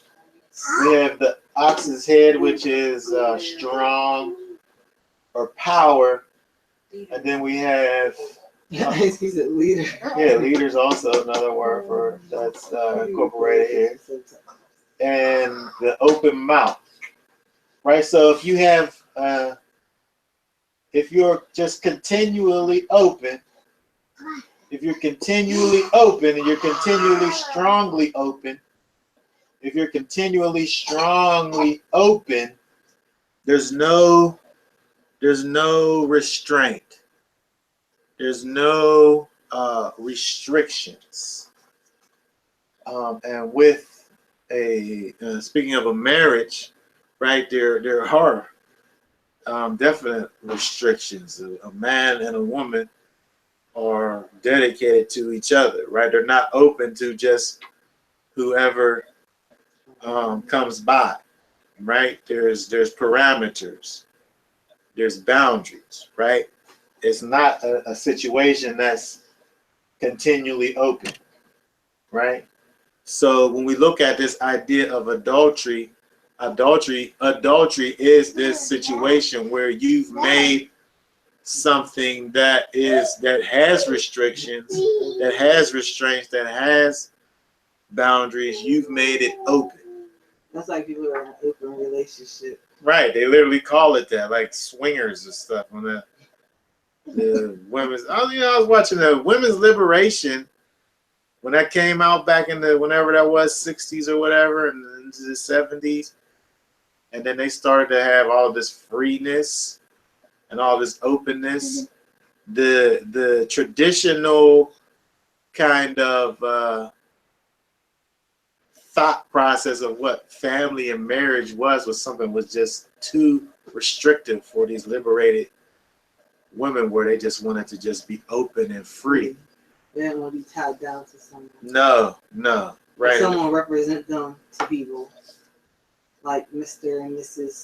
Yeah. So there was a lot of things that kind of are, connected to this whole liberation of women thing. But one of the things that was, when I'm saying this historical kind of a thing, was this kind of just openness and freeness, and swingers, going around and just getting into this freeness and openness.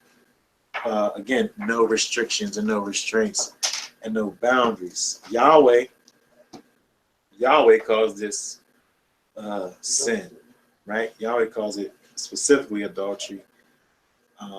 And generally calls it sin, right?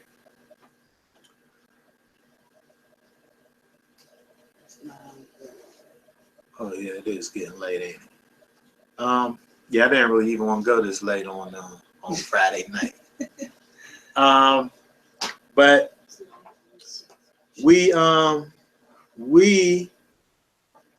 just quickly just going through the rest. We have thou shalt not steal. Stealing could be persons or things. Anything that doesn't belong to you, right? When you take it, you're stolen. So again, even when you come across a thing, and you don't know that it actually belongs to somebody, it don't mean that you didn't steal it just because you didn't know that it wasn't somebody else's. Right? It's still something that is somebody else's property that should be returned if possible. When we, I never forget, this wasn't that long ago, so it wasn't something that I could say I'll never forget.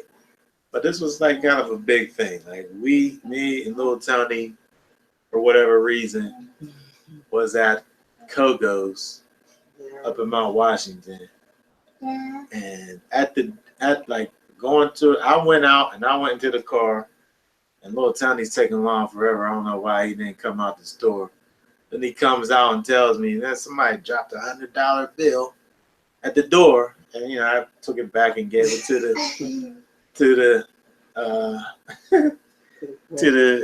the cash register person or whatever. And I thought that was a nice thing, because I know if I was a young teenager, I'd have put that thing in my pocket so fast and just kept on going. $100 to a teenager who didn't have no job or none of that. And you know what I mean? That's a whole bunch of candy right there for $100. But again, that's the right thing to do. Somebody obviously dropped it. They didn't mean to drop it. They obviously didn't mean to drop it.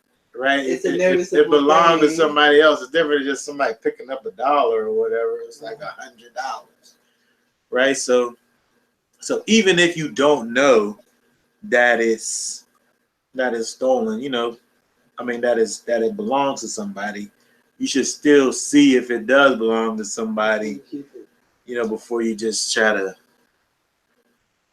hold on to it, because it's stealing nonetheless, right? Stealing. Thou shalt not steal. This is how we love our neighbor, by not stealing, by not taking their wife, by not killing them. Covenant. Right? Well, we didn't get to coveting yet. The next one is false witness. False witness, we say lie, where lie is something that could be incorporated in a false witness. Well, I guess if you're false witnessing, you are lying. You are lying, but I think that the idea of the false witness is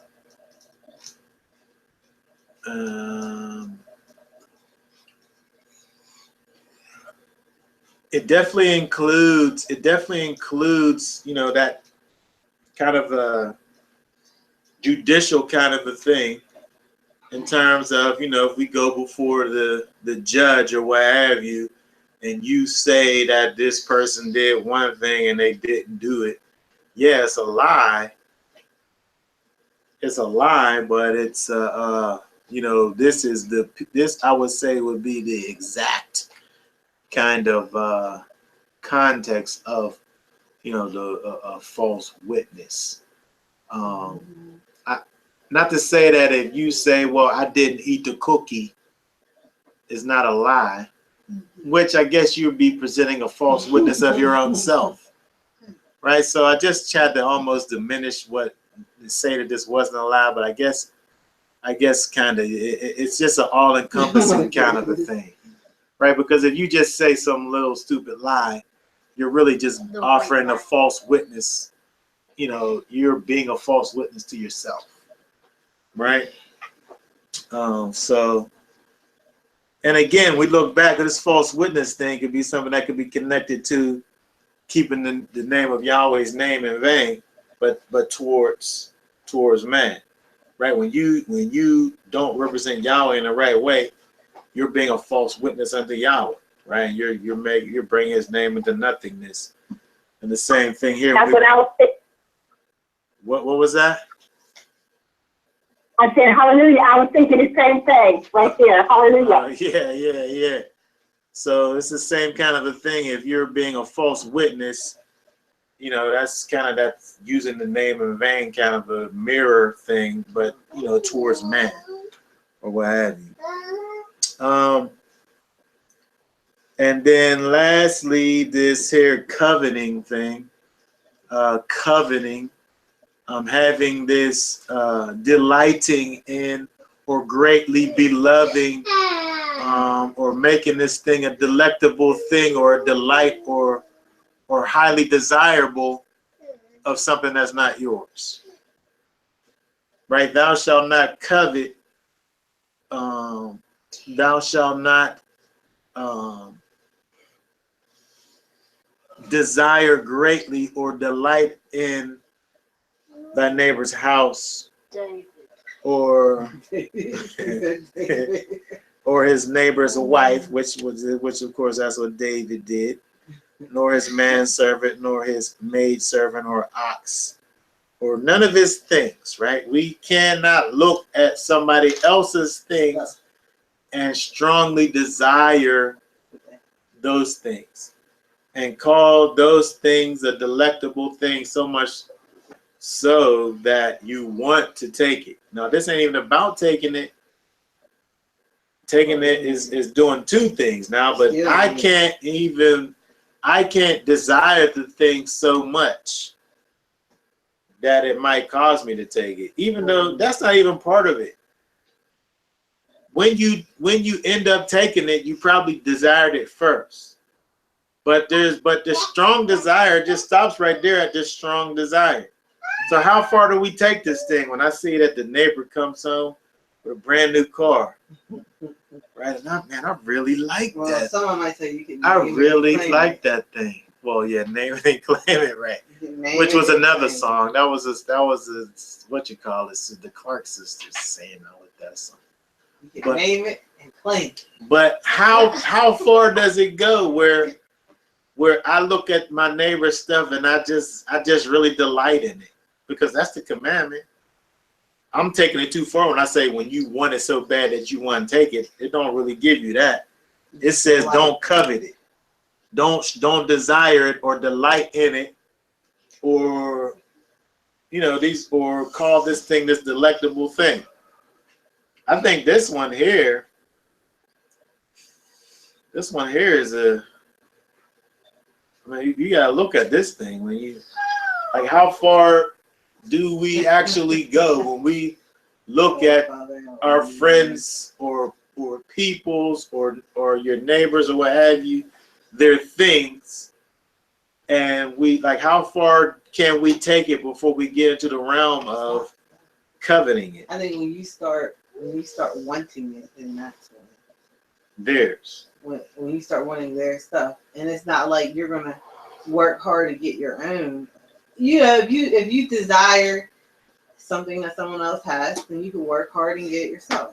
But do I just want it just because I seen theirs? Well, that's the wrong reason. You should want it because you want it for whatever your reasons are. It shouldn't just be because you try and keep up with someone else. Stop. It shouldn't be just keeping up with the Joneses or whatever. I know, but all I'm saying is that sometimes we only want something because we saw that somebody else had the thing. Yeah, but that's not right. What's I don't not think right? that's right. What? I don't think that's right. What you mean? You just want it because somebody else has it. Oh, that's right. Well, you wouldn't even been thinking about unless you seen like, man, that's nice. Did you just start coveting that thing? No. I don't want theirs. I'll just get my own. But you didn't want the thing until you seen theirs. Well, I think I should have thought about this. according to some people, they might try to hide what they have so that they won't make you feel like you want what they have. Was they on to something? I don't think that's right. I don't think you should hide what you have so that people don't covet what you have.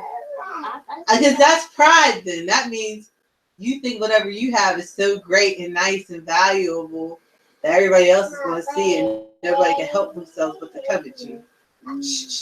I guess maybe I'm taking it too far because I guess we do live in a time when if I see something that you have, I can get my own that thing. I don't gotta have yours. It's not like you gotta. We have mass production. Yeah. So you get your own new F-150. You don't have to have your uncle's. You can have. I didn't like his that much. Oh my goodness. You get your own house. It don't gotta be that one. I can have my own. You can actually get Ryan Holmes to make an exact replica of the new house that you saw down the street. So it's like stuff is mass produced now. We don't gotta sit here and be like, oh, unless it's like a special custom design thing. That is like $1,000. Well, yeah. Anyway. Okay, so I'm just saying that you could want it, but you just get your own. What you saying, Sister Gabriel? But Tony, wouldn't it be something like a spirit of covetousness like Eve had in Genesis? Wouldn't that be the evil in it, the one that she had? Well, she wanted this thing that she inordinately wanted a thing. She wanted a thing that was known to her that she couldn't have.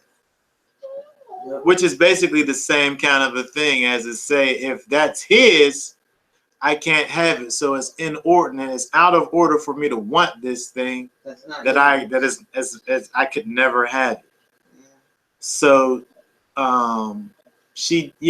there was, that's exactly what she did. She coveted the thing based on the serpent making this thing seem to be desirable. which, you know, that happens inside of us, right?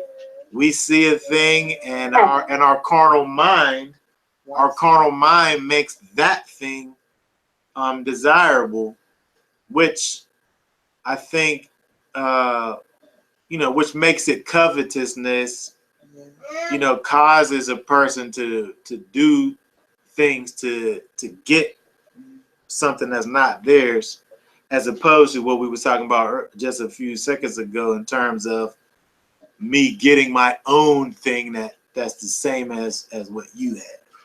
But I think, yeah, if you take it back to the garden, yes, they was dealing with you know, Hava, because of the deception, started to desire this thing that she wasn't, it was known that she wasn't allowed to have this thing.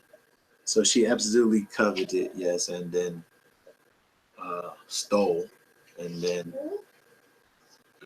I guess she probably lied too, right? Because she said, when she tried to blame somebody else, she didn't want to take ownership for a situation.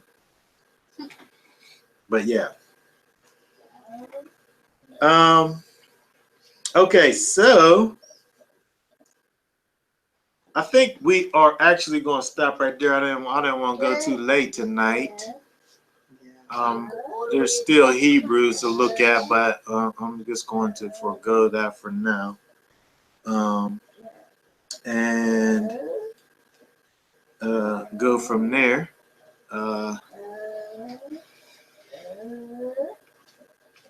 Okay, so go ahead.